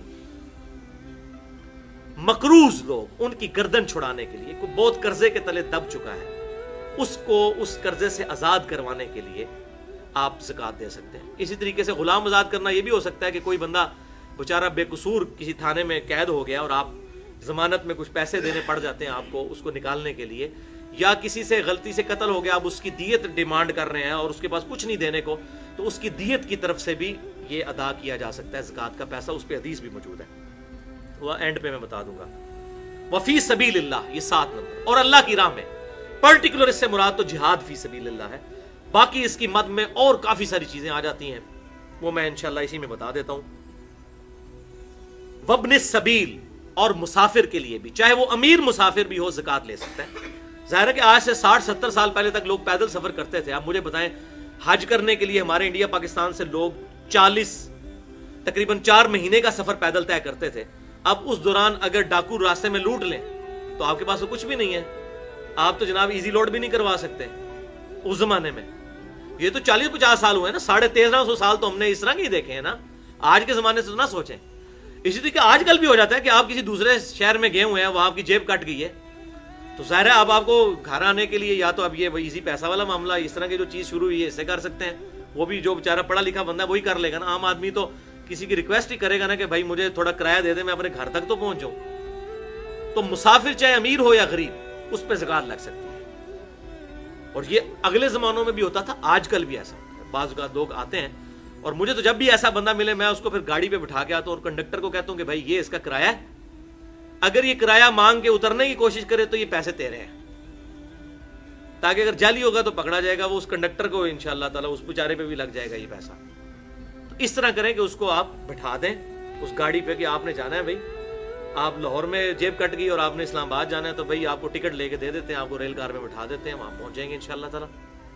پیسے نہ ہاتھ میں دیں تاکہ یہ بھی چیز جو ہے وہ ایڈریس ہو جائے۔ فریضۃ من اللہ، یہ 8 جو مصارف ہیں یہ اللہ کی طرف سے فرض کیے ہوئے ہیں۔ واللہ علیم حکیم، اور اللہ تعالیٰ علم والا، حکمت والا ہے۔ اللہ کو یہ پتا ہے کہ اس نے یہ نصاب کیوں ان لوگوں کے لیے زکوٰۃ رکھی ہے، یہ اللہ کی حکمت کا تقاضا ہے، اس نے اپنے علم سے یہ چیزیں جج کی ہوئی ہیں۔ بخاری اور مسلم کی متفق علیہ حدیث ہے، بخاری میں 1496، مسلم 121، کہ آپ صلی اللہ علیہ وسلم نے ارشاد فرمایا کہ زکوٰۃ مالداروں سے لے کر غریبوں میں تقسیم کی جائے گی، یعنی امیروں سے لے کر امیروں میں نہیں، مالداروں سے لے کر غریبوں میں، اور وہ یہ 8 کیٹیگری اوپر آ گئی۔ اس بات پر بھی اجماع ہے کہ میاں اپنی بیوی کو زکات نہیں دے سکتا اور بیوی اپنے خاوند کو زکات نہیں دے سکتی۔ ویسے تو بخاری اور مسلم میں آتا ہے کہ جو مرد اپنے بال بچوں پہ جو کچھ لگاتا ہے وہ صدقہ ہے، لیکن وہ زکات نہیں لگا رہا ہوتا، مراد یہ اللہ کے حضور صدقہ لکھا جائے گا۔ جیسے میں نے پچھلی دفعہ کتنی بتائیں، سبحان اللہ بھی کہنا صدقہ ہے، الحمدللہ کہنا بھی صدقہ ہے، لا الہ الا اللہ بھی صدقہ ہے، اللہ اکبر بھی صدقہ ہے۔ اس طرح میاں بیوی کا ایک دوسرے پہ خرچ کرنا بھی صدقہ ہے، اور اس میں صحیح مسلم کی میں نے حدیث بتائی تھی، ایون میاں بیوی کا آپس میں ازدواجی تعلق قائم کرنا بھی صدقہ ہے، اس پہ بھی ثواب ملے گا۔ لیکن آپس میں ایک دوسرے کو زکات نہیں دے سکتے، وہ جو فتاوی عالمگیریہ والا مسئلہ ہم نے سنا، وہ والا چکر بھی نہیں کر سکتے، ہیلا بازی بھی نہیں کر سکتے۔ اسی طریقے سے اس پہ بھی اجماع ہے کہ اولاد کو زکات نہیں دی جا سکتی، اولاد اپنے ماں باپ کو نہیں دے سکتی۔ ماں باپ میں اس کے اپنے ماں باپ بھی شامل ہیں، دادی دادا بھی شامل ہیں، اور نانی نانا بھی شامل ہیں۔ یعنی آپ خود جس کی اولاد ہے یا جو آپ کی نسل سے ہے، ان کو آپ ڈائریکٹ زکات نہیں دے سکتے، لیکن بہن بھائیوں کو آپ زکات دے سکتے ہیں، اور سب سے افضل زکات یہی ہے۔ بخاری اور مسلم کی متفق علیہ حدیث ہے، بخاری میں 1466، مسلم میں 2318، اور سنن نسائی میں بھی ڈیٹیل کے ساتھ 2583 ہے۔ آپ صلی اللہ علیہ وسلم نے فرمایا کہ عام غریب آدمی کو صدقہ دینے کا 1 اجر ہے، اور رشتہ دار غریب کو دینا 2 اجر ہے، کیونکہ اس میں اللہ تعالیٰ صدقے کا اجر بھی دے گا اور رشتہ داروں کے ساتھ حسن سلوک اور صلہ رحمی کرنے کا اجر بھی دے گا۔ لہٰذا رشتہ داروں کو دینا زیادہ افضل ہے، ڈبل ثواب ہے۔ اور یہ اس لیے ہے کہ اکثر جیلسی بھی رشتہ داروں میں ہوتی ہے، یہ تویز دھاگے بھی رشتہ دار کرواتے ہیں، ایک دوسرے کو وہ پھلتا پھولتا نہیں دیکھ سکتے، دوسرا بندہ کبھی بھی آپ سے جیلس نہیں ہوتا۔ تو اللہ تعالیٰ نے ہماری اسی انسٹنکٹ پہ سٹرائک کیا ہے کہ سب سے زیادہ ثواب ملے گا رشتہ داروں کو دو۔ اور اکثر لوگ ناراض ہوتے ہیں، اس نے منو اپنی دھی کا رشتہ نہیں دیتا سی، تے یہ نہیں سی کیتا جی، میں تے گھر بھی نہیں وڑنا، اس نے مجھے اپنی بیٹی کا رشتہ نہیں دیا تھا، میں نے جانا ہی نہیں ہے، وہ غریب ہے۔ لوگوں کو زکات دیتے رہیں گے اور اپنے غریب بہن بھائیوں کو زکات نہیں دیتے، یہ بہت غلط پریکٹس ہے، اللہ تعالیٰ اس سے محفوظ فرمائے۔ اچھا، اس پہ بھی اجماع ہے امت کا کہ جو فرض صدقہ ہے یہ صرف مسلمان کو دیا جائے گا، فرض صدقہ یعنی زکات۔ ہاں، زکات کے علاوہ جتنا ہے، جیسے قربانی کا گوشت ہے، وہ فرض نہیں ہے، سنت موقدہ ہے۔ اس طریقے سے ہاں، منت کا جو ہوگا، جیسے یہ منت مانتا ہے کوئی کہ میں بکرا دوں گا اللہ کے نام کا، منت، تو وہ بھی واجب میں آ جاتی ہے، وہ بھی آپ غیر مسلم کو نہیں دے سکتے۔ لیکن عام حالت میں آپ جو جتنی بھی نظر نیاز کرتے ہیں اللہ کی راہ میں خرچ کریں، اس میں مسلمان کو دیں یا غیر مسلم کو، دونوں صورتوں میں ثواب ہوگا۔ یہ نہیں ہے کہ مسلمان کو دینے سے ہی ہوگا، لیکن جو فرض صدقہ ہے وہ صرف فرض زکات، وہ صرف مسلمان کو دے سکتے ہیں، غیر مسلم کو نہیں دے سکتے۔ اب رہا فی سبیل اللہ کا مسئلہ، تو بھائیو فی سبیل اللہ کی مد بہت بڑی ہے۔ اللہ تعالیٰ نے فی سبیل اللہ کہہ کے مسئلہ ہی امت کا حل کر دیا ہے۔ فی سبیل اللہ میں آپ کسی غریب بچے کی فیس بھی دے سکتے ہیں، کوئی لائبریری بنوا سکتے ہیں، رفاع عامہ کے کام کر سکتے ہیں، کوئی گلی بنوا سکتے ہیں، کہیں پر کنواں نہیں آپ کنواں کھدوا سکتے ہیں، چاہے امیر وہاں سے استعمال کرے پانی، چاہے غریب۔ رفاع عامہ کے جتنے کام ہیں یہ سب کے سب کام فی سبیل اللہ میں شامل ہیں۔ اسی طریقے سے کوئی ٹی وی چینل ہے ایسا جو صرف دین کی دعوت کا کام کرتا ہے اور اس کو کمائی کا ذریعہ نہیں بناتا، نو پروفٹ نو لاس پہ، اس کو بھی زکات لگ سکتی ہے۔ تو فی سبیل اللہ کی مد بہت بڑی ہے۔ اس میں آپ مسجد کے اوپر بھی لگ سکتا ہے، مسجد میں تو اختلاف ہے، دونوں طرف اقوال موجود ہیں، لیکن مدرسے کے اوپر سب کا اجماع ہے کہ دینی مدرسے کے اوپر بھی لگ سکتا ہے۔ اور الحمدللہ اس حوالے سے میں بات پھر وہ ریپیٹ کروں جو میں نے پچھلی دفعہ کی تھی کہ پوری دنیا کا یہ سروے ہے کہ پوری دنیا میں چیریٹی میں نمبر 1 پاکستان ہے، خرچ کرنے والا ملک۔ پوری دنیا میں کسی ملک کے لوگ اتنا خرچ نہیں کرتے غریبوں پر جتنا پاکستان کرتا ہے۔ یہ چیریٹی میں پاکستان دنیا میں نمبر 1 ہے، اور یہ ملک چل رہی چیریٹی کے اوپر ہے۔ اتنے غریب لوگ بیچارے لوگوں کے گھروں میں کام کرتی ہیں عورتیں، آپ 1000 روپے میں ایک کام کرنے والی عورت بھی ہائر کر سکتے ہیں، $10 بنتے ہیں مہینے کے۔ $10 مہینے کا کیا ہے؟ باہر کے ملکوں میں تو $10 گھنٹہ چارج ہوتا ہے صفائی کرنے والی، یہاں مہینے میں۔ اب وہ غریب عورتیں بیچارہ اپنا گزارا کیسے کرتی ہیں کہ لوگ ان کے ساتھ باقی چیزوں میں بھی مدد کرتے ہیں۔ لیکن یہ بھی یاد رکھیں، جو عورت آپ کے گھر میں کام کر رہی ہے اس کو اگر آپ زکات دیتے ہیں تو یہ نہ اس کے اگینسٹ سے کام زیادہ نہ کروائیں، ورنہ وہ پھر آپ سود کھا رہے ہوں گے اس سے۔ ویسے زکات سے اس کی مدد کریں، اس میں اس کی طرف سے بدلے کو اپنے ذہن میں نہ رکھیں، ادروائز زکات گئی بیڑا غرق۔ یہاں پر ایک تملیک کا مسئلہ میں بتا دوں جو فقہ حنفی میں ایک بہت بڑا مسئلہ ہے، اس کی وجہ سے بڑا فتنہ کھڑا کیا ہے ان لوگوں نے، تملیک کا، ملکیت کا مسئلہ۔ فقہ حنفی میں یہ مسئلہ انہوں کی کتابوں میں لکھ دیا اور وہ آج تک اس کو ڈیفینڈ کر رہے ہیں، ان کے پاس کوئی دلیل اس کی نہیں. وہ کہتے ہیں کہ جی زکوٰۃ کے لیے مالک بنانا ضروری ہے، مالک بنانا ضروری ہے. جب تک مالک نہیں بنائیں گے اس وقت زکوٰۃ نہیں آپ کی ادا ہوگی. وہ مالک کی مرضی، جس طرح مرضی خرچ کرے. مثلا اگر میں چاہتا ہوں کہ زکوٰۃ میں سے کسی کو راشن دوں، وہ کہتے ہیں یہ نہیں آپ کر سکتے. آپ اس کے ہاتھ میں رقم پکڑائیں، وہ اپنی مرضی سے راشن لے یا جو وہ مرضی کام کرے، ورنہ آپ کی زکوٰۃ ادا نہیں ہوگی. حالانکہ زکوٰۃ آپ راشن کی شکل میں دیں، کرنسی کی شکل میں، کسی بھی شکل میں، اس پہ امت کا اتفاق ہے. وہ کہتے ہیں نہیں جی مالک بنانا ضروری ہے. اچھا اب آپ ان سے جا کے پوچھیں گے آپ جو مدرسوں کی ریسپٹ کاٹتے ہیں اس میں تو آپ مالک کوئی نہیں بنا ہوتا. جب یہ رسید کاٹتے ہیں آپ سے پوچھتے ہیں نا یہ زکوٰۃ کی مد میں ہے یا ویسے ہے، تو آپ کہتے ہیں کہ زکوٰۃ ہے، تو وہ زکوٰۃ والی رسید رہتا کاٹ دیتے ہیں. تو اس میں تو مالک کسی کو نہیں، مالک کا نام لکھا ہوتا ہے، آپ کا ہی نام لکھ کے واپس کرتے ہیں. ہونا تو چاہیے اپنے اس کا مالک کا نام لکھیں. اب میں آپ کو حیران کن اندر کی بات بتانے لگا ہوں. یہ آپ جا کے آپ جو فقہ حنفی کے مدرسے ہیں ان سے جا کے کنفرم کرنا ہے، کیونکہ میں بھی رہا ہوں نا، مجھے پتا ہے سارا کچھ. وہ دائیاں کو ٹھڈ تو نہیں چھپے ہوتے، تو جو دائیاں ہوتی ہیں ان سے پیٹ نہیں چھپے ہوتے، ان کو تو پتا ہوتا ہے. تو یہ پتہ کیا کرتے ہیں فقہ حنفی میں مدرسوں کے اندر انہوں نے اسٹوڈنٹس رکھے ہوئے ہیں، غریب ظاہر ہے. تو جب یہ زکوٰۃ کا سارا مال اکٹھا ہوتا ہے نا، مثلا 1 لاکھ روپے اکٹھا ہوا، تو وہ اسٹوڈنٹس 10 بٹھا لیں گے، تینوں کو 10-10 ہزار گفٹ کر دیں گے اور کہیں گے یہ آپ پہ زکوٰۃ ہے، آپ کو مالک ہم نے بنا دیا ہے 10-10 ہزار کا، 10 کے 10 اسٹوڈنٹس کو مالک بن گئے. اس کے بعد کہتے ہیں آپ اپنی مرضی سے ہمیں گفٹ کر دیں. تو وہ ہاں آپ حاضر ہیں، یہ ایسے ہوتا ہے. انہوں نے کتا تو لال کرنا ہے نا کسی طریقے سے. وہ تملیک والا جو مسئلہ وہ بنا گئے ہیں بابے، وہ بابوں کو تو انہوں نے خوش کرنا ہے. تو پھر کہتے ہیں وہ پھر واپس لیتے ہیں. ایک طرف کہہ رہے ہیں جی آپ مرضی سے نہیں کر سکتے، ادھر مرضی خود تھوپ رہے ہیں.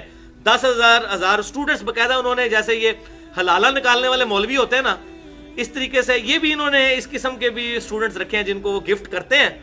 وہ پھر واپس 10-10 ہزار، ظاہر ان کا اعتبار ہوتا ہے، آپ کو نہیں وہ دینے لگے.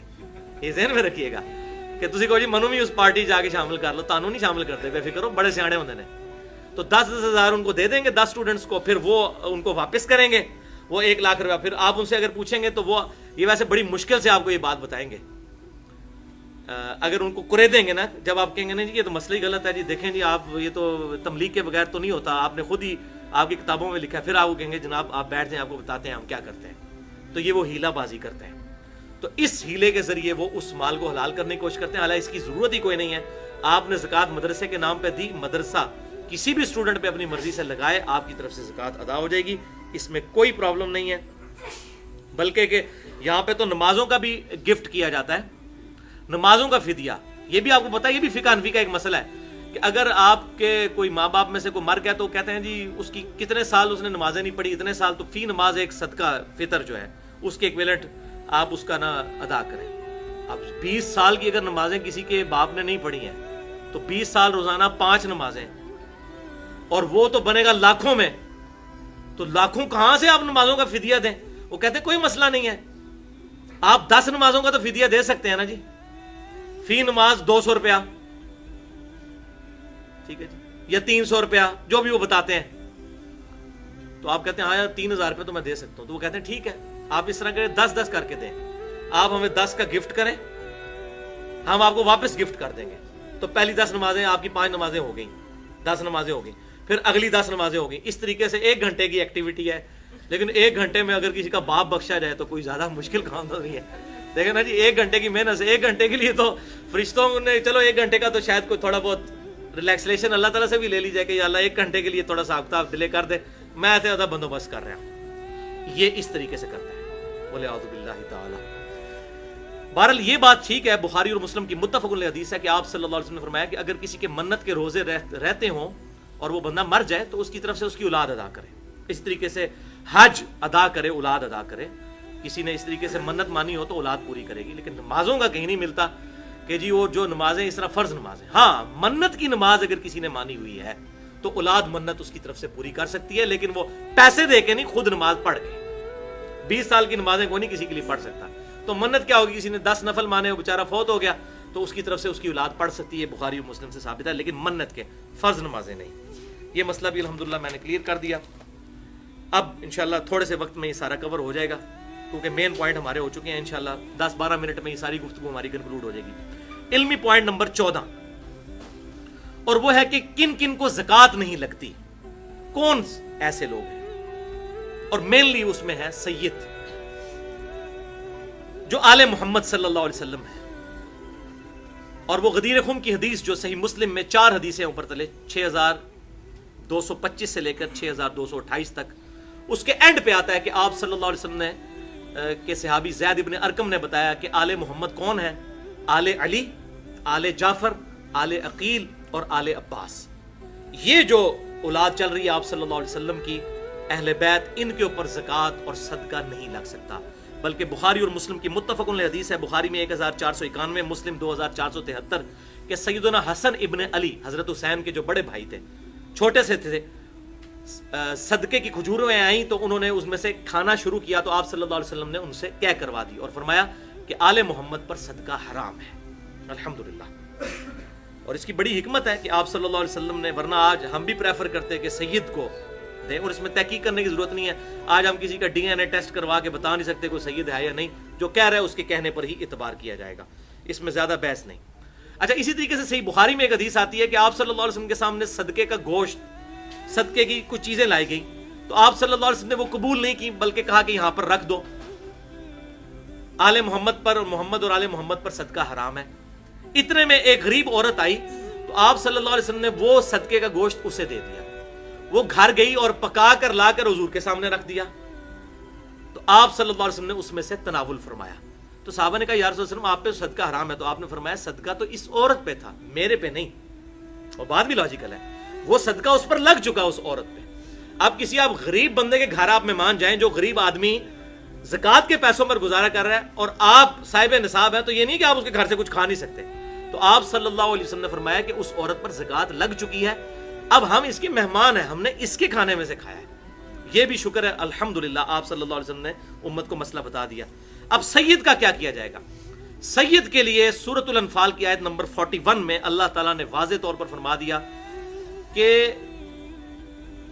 مال غنیمت کا 5واں حصہ خمس، یہ سید محمد اور آل محمد کے لیے وقف ہے۔ جو مال غنیمت اس وقت حاصل ہوتا تھا، اس کا 5واں حصہ، یعنی 100 میں سے 20 یہ بیت المال میں آئیں گے، اور اسی سے آپ صلی اللہ علیہ وسلم اپنی بیویوں کو بھی خرچہ دیتے تھے، آپ اپنے مہمانوں کو بھی دیتے تھے، باقی غریب مسلمانوں کی بھی مدد کرتے تھے، تو یہ مال غنیمت میں سے خمس۔ اب چونکہ مال غنیمت والا معاملہ تو رہا کوئی نہیں، مسلمان تو خود مظلوم ہو چکے ہیں، اب اجتہاداً یہی ہے کہ اس وقت مسلمانوں کو خمس کا سسٹم ضرور رائج کرنا چاہیے، اگر وہ نہیں کر سکتے تو سید کی بغیر زکوٰۃ کے مال کی مدد کریں۔ میں نے بتایا تھا کہ زکوٰۃ تو ایٹ لیسٹ صدقہ ہے، ویسے تو آپ صدقہ بہت زیادہ دینا چاہیے، جیسے فرض نماز کی 17 رکھتے کم از کم ہے، اس کے علاوہ 12 سنتیں بھی تو ہیں، تو بغیر زکوٰۃ کی نیت کے دوسرا مال جو ہے وہ آپ سید کو دیں۔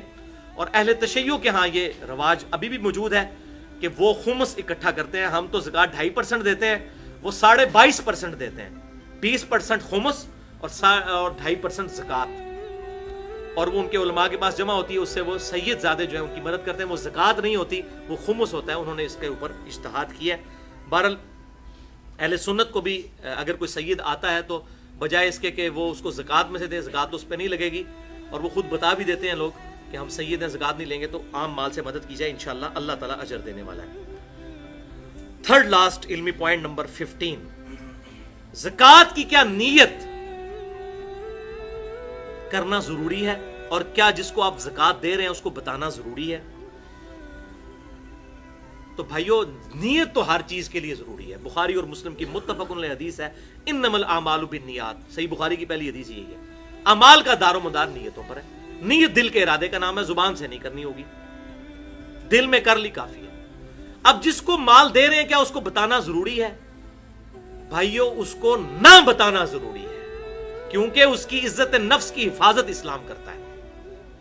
اگر آپ کو یہ کنفرم ہے اس پہ زکوٰۃ لگتی ہے، اب آپ اس کے انٹرویو نہیں کریں گے، آپ اس کو زکوٰۃ دیں، اور یہ بھی نہ کہیں کہ یہ زکوٰۃ کا مال ہے، کسی بھی طریقے سے اس کو گفٹ کر کے دے دیں، تاکہ اس کی عزت نفس کی حفاظت رہے اور ریاکاری بھی نہ ہو، ریاکاری سے بھی بچنا چاہیے۔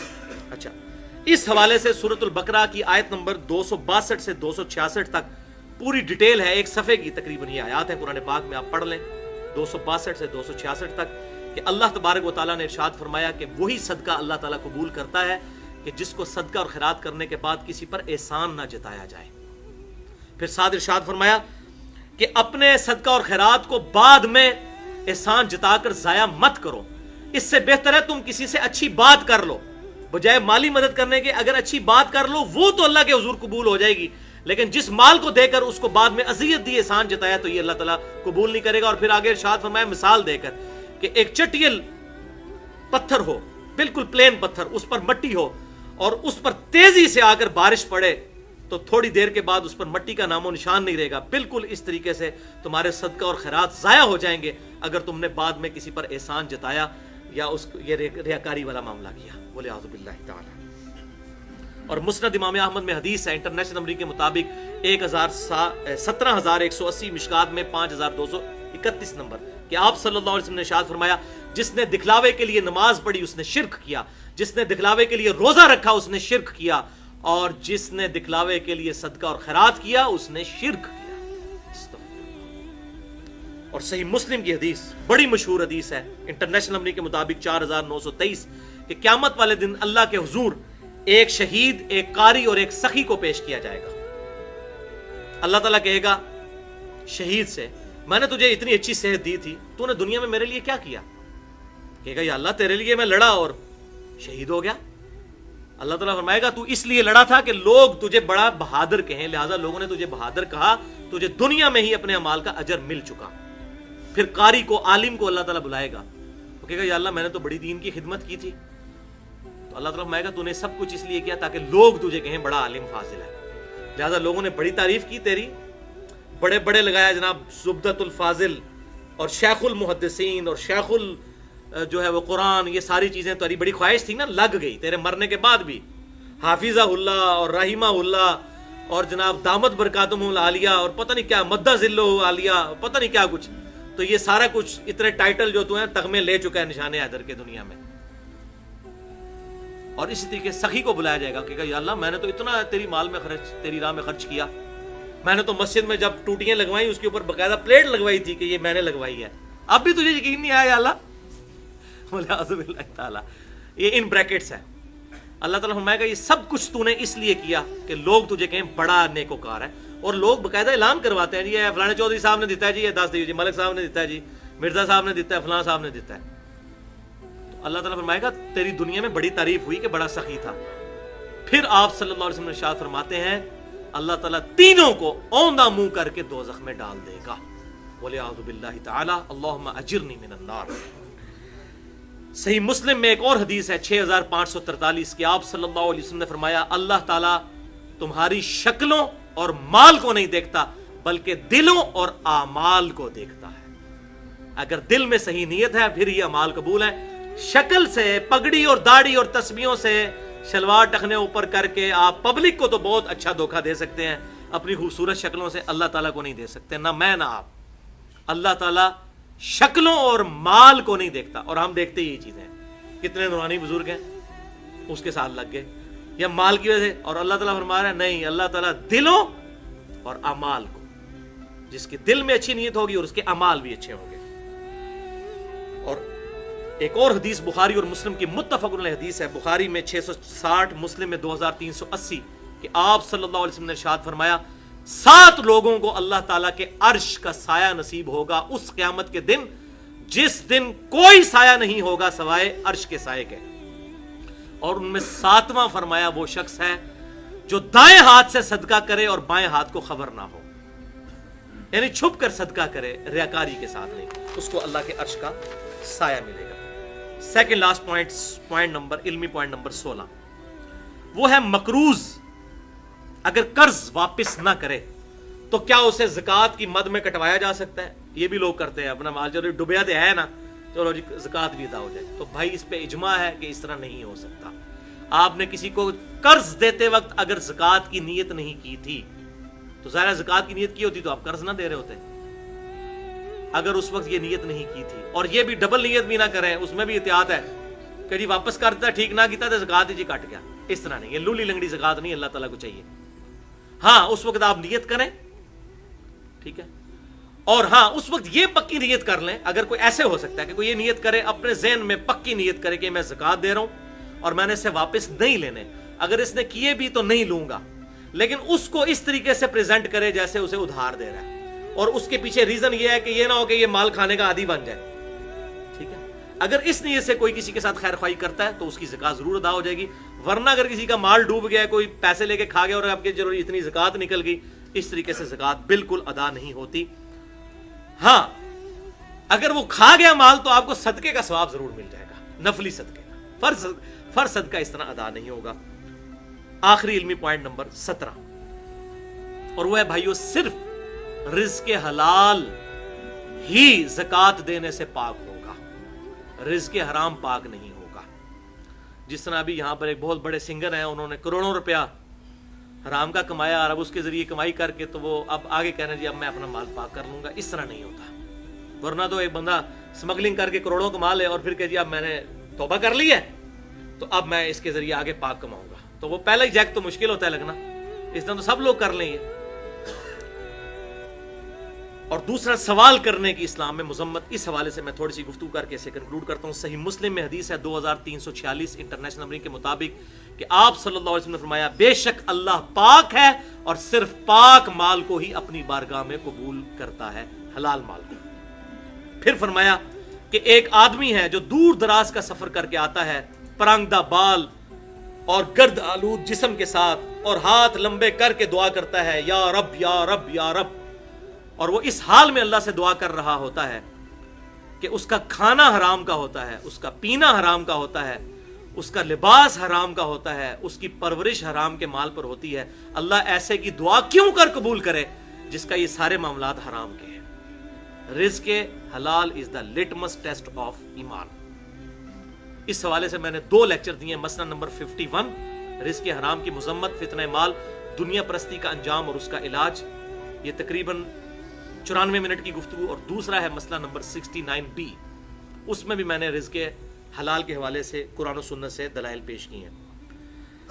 ایک اور حدیث بخاری اور مسلم کی متفقن علیہ حدیث ہے, بخاری میں 1474, مسلم میں 2398, کہ آپ صلی اللہ علیہ وسلم نے ارشاد فرمایا, آدمی لوگوں سے مانگتا رہے گا, یعنی یہ جو ویسے فقیر جعلی بنے ہوتے ہیں نا, پروفیشنل بیگرز, ان کے بارے میں, آدمی لوگوں سے مانگتا رہے گا یہاں تک کہ قیامت کے دن اللہ کے حضور اس حال میں پیش ہوگا کہ اس کے چہرے پر گوشت نہیں ہوگا. جو خام خواہ لوگوں سے مانگتا پھرتا ہے, بعض لوگوں کو عادت پڑ جاتی ہے, اسلام اس کو کنڈیم کرتا ہے. اور سنن ابی داؤد میں انٹرنیشنل نمبر کے مطابق 1627 اور سنن نسائی میں 2597 نمبر حدیث ہے کہ آپ صلی اللہ علیہ وسلم نے فرمایا, جو شخص 40 درہم چاندی کا مالک ہو, اس کے باوجود وہ سوال کرے, تو وہ قرآن میں جو آیا نا کہ چمٹ کے سوال کرنے والے جو لوگ ہیں جن کو کنڈیم کیا گیا, وہ ان میں شامل ہے. تو اب یہ 40 درہم آج کل کے اعتبار سے تو بہت کم رقم بنتی ہے, لیکن میں نے بتایا اب چونکہ سونا ریفرنس ہے, اس وقت 1.7 کی نسبت تھی سونے اور چاندی کی, اب 1.65 کی ہے, تو لہٰذا میں نے اس کو آج کے دور کے اعتبار سے کیلکولیٹ کیا ہے 1.5 تولہ سونا. یعنی جس کے پاس 1.5 تولہ سونا یا اس کی مالیت جمع پونجی موجود ہو تو وہ کسی سے سوال نہ کرے جب تک کہ اس کو خرچ نہ کر لے. 1.5 سے کم آ جائے پھر وہ مانگ سکتے ہیں. صحیح مسلم میں ایک اور حدیث ہے 2399 کہ آپ صلی اللہ علیہ وسلم نے ارشاد فرمایا, جو شخص مال بڑھانے کی خاطر لوگوں سے مانگتا پھرتا ہے تو وہ لوگوں سے آگ مانگ رہا ہے. اب اس کی مرضی ہے, قیامت کے دن کے لیے جتنی آگ جمع کرنا چاہتا ہے, انگارے جمع کرنا چاہتا ہے, کر لے. بولے آپ دیکھ لیں پاکستان میں کئی بار یہ ڈاکومنٹریز چلتی ہیں پرائیویٹ چینلز پہ, کتنے فقیر ہیں, کروڑ پتی فقیر ہیں کراچی کے اندر, انہوں نے گھروں, کتنی کوٹھیاں ہیں ان کی, انہوں نے پچاروز رکھی ہوئی ہیں, بڑی بڑی گاڑیاں رکھی ہوئی ہیں, اور ہے فقیر ہیں, مانگتے ہیں. ظاہر ہے فقیر تو کراچی کے جیسے بڑے شہر میں, اسلام آباد میں ہزاروں روپے کی دیہڑی لگا لیتے ہیں فقیر, تو بڑے بڑے امیر. تو اب یہ وعید بخاری اور مسلم کی جو میں نے بتائی پہلی حدیث, اور پھر یہ مسلم شریف کی حدیث, کہ اب اس کی مرضی ہے کہ جتنی وہ آگ جمع کر سکتا ہے کر لے, جتنا کچھ مانگ رہا ہے. لیکن آپ کے پاس جو آیا آپ اس کو نہیں جانتے تو اس کو مت جھڑکیں, قرآن نے اس چیز کو اس سے منع کیا ہے. اگر آپ نے کچھ نہیں دینا تو بات نرمی سے اس سے کر لیں, یہ نہ کہیں کہ یار تم یہ سر. ہاں جس کا آپ کو پتا ہے اسے پیار محبت سے سمجھائیں, اور یہی اسلام کی تعلیمات ہیں, اور یہی وہ آخری حدیث ہے جو میں نے اسلام کی فلسفی آپ کو بتانی تھی. یہ بہت امپورٹنٹ حدیث ہے, اسے زبانی یاد رکھیں اور لوگوں کو بتائیں. ویسے ہم نے یہ اپنے बचपन में स्कूल में भी ये हदीस पढ़ी हुई है, लेकिन ये हदीस का मैं रेफरेंस आपको दे देता हूँ, ये आखिर के लिए मैंने रखी थी। सुनन नबी दाऊद में 1641 और सुनन इब्न माजा में इंटरनेशनल नंबर के मुताबिक 2198 और मिशकात में भी 1851 नंबर हदीस है कि आप सल्लल्लाहु अलैहि वसल्लम के पास एक गरीब अंसारी आया। ये वन ऑफ द फेवरेट हदीस है मेरी, अल्हम्दुलिल्लाह। एक गरीब अंसारी आया, उसने कहा या रसूलुल्लाह सल्लल्लाहु अलैहि वसल्लम, मैं गरीब हूं, मुझे कुछ खाने पीने को दें, कुछ मेरी मदद फरमाएं। आपने फरमाया तेरे घर में कुछ है? उसने कहा या रसूलुल्लाह सल्लल्लाहु अलैहि वसल्लम, मेरे पास कुछ भी नहीं है सवाए एक टाट के जो मैं नीचे बिछा के सोता हूं और एक प्याले के। अब देख लें, इस तरह के गरीब आपको आजकल मिलेंगे?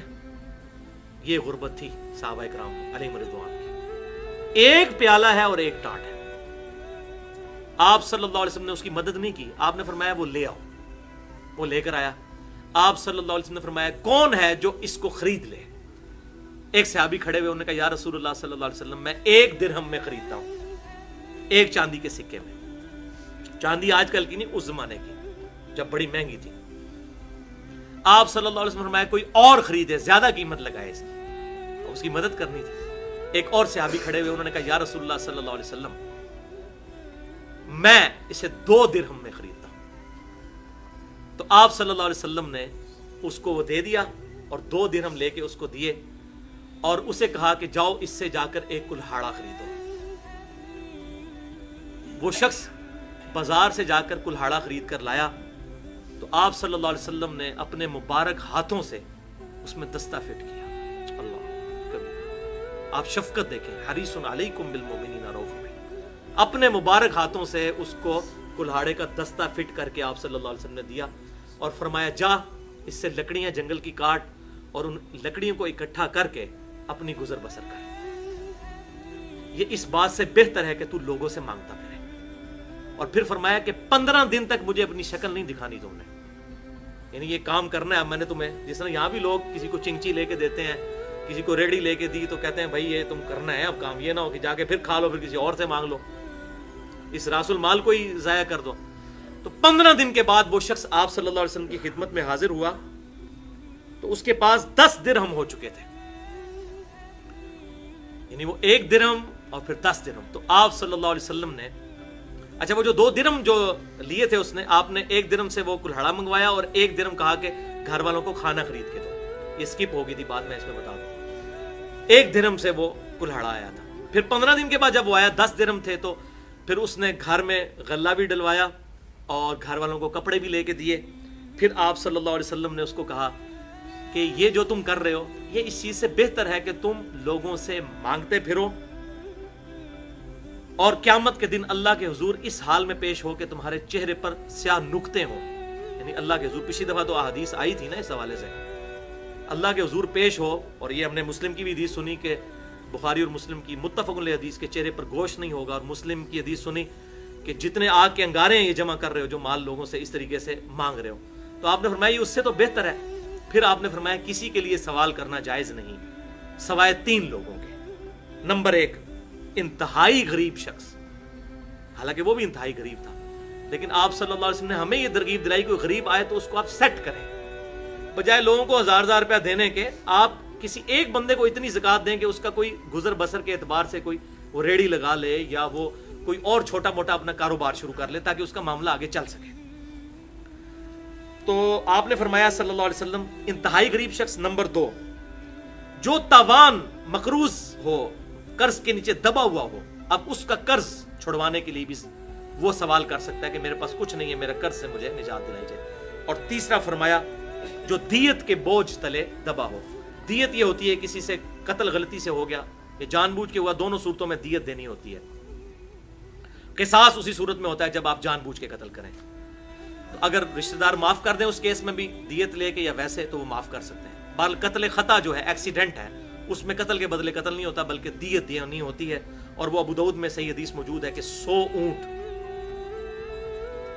1 करोड़ रुपया बनता है दियत। ये गवर्नमेंट जो है वो ऐलान कर देती 5 लाख रुपया मरने वाले के लिए, जख्मियों के लिए 1 लाख रुपया।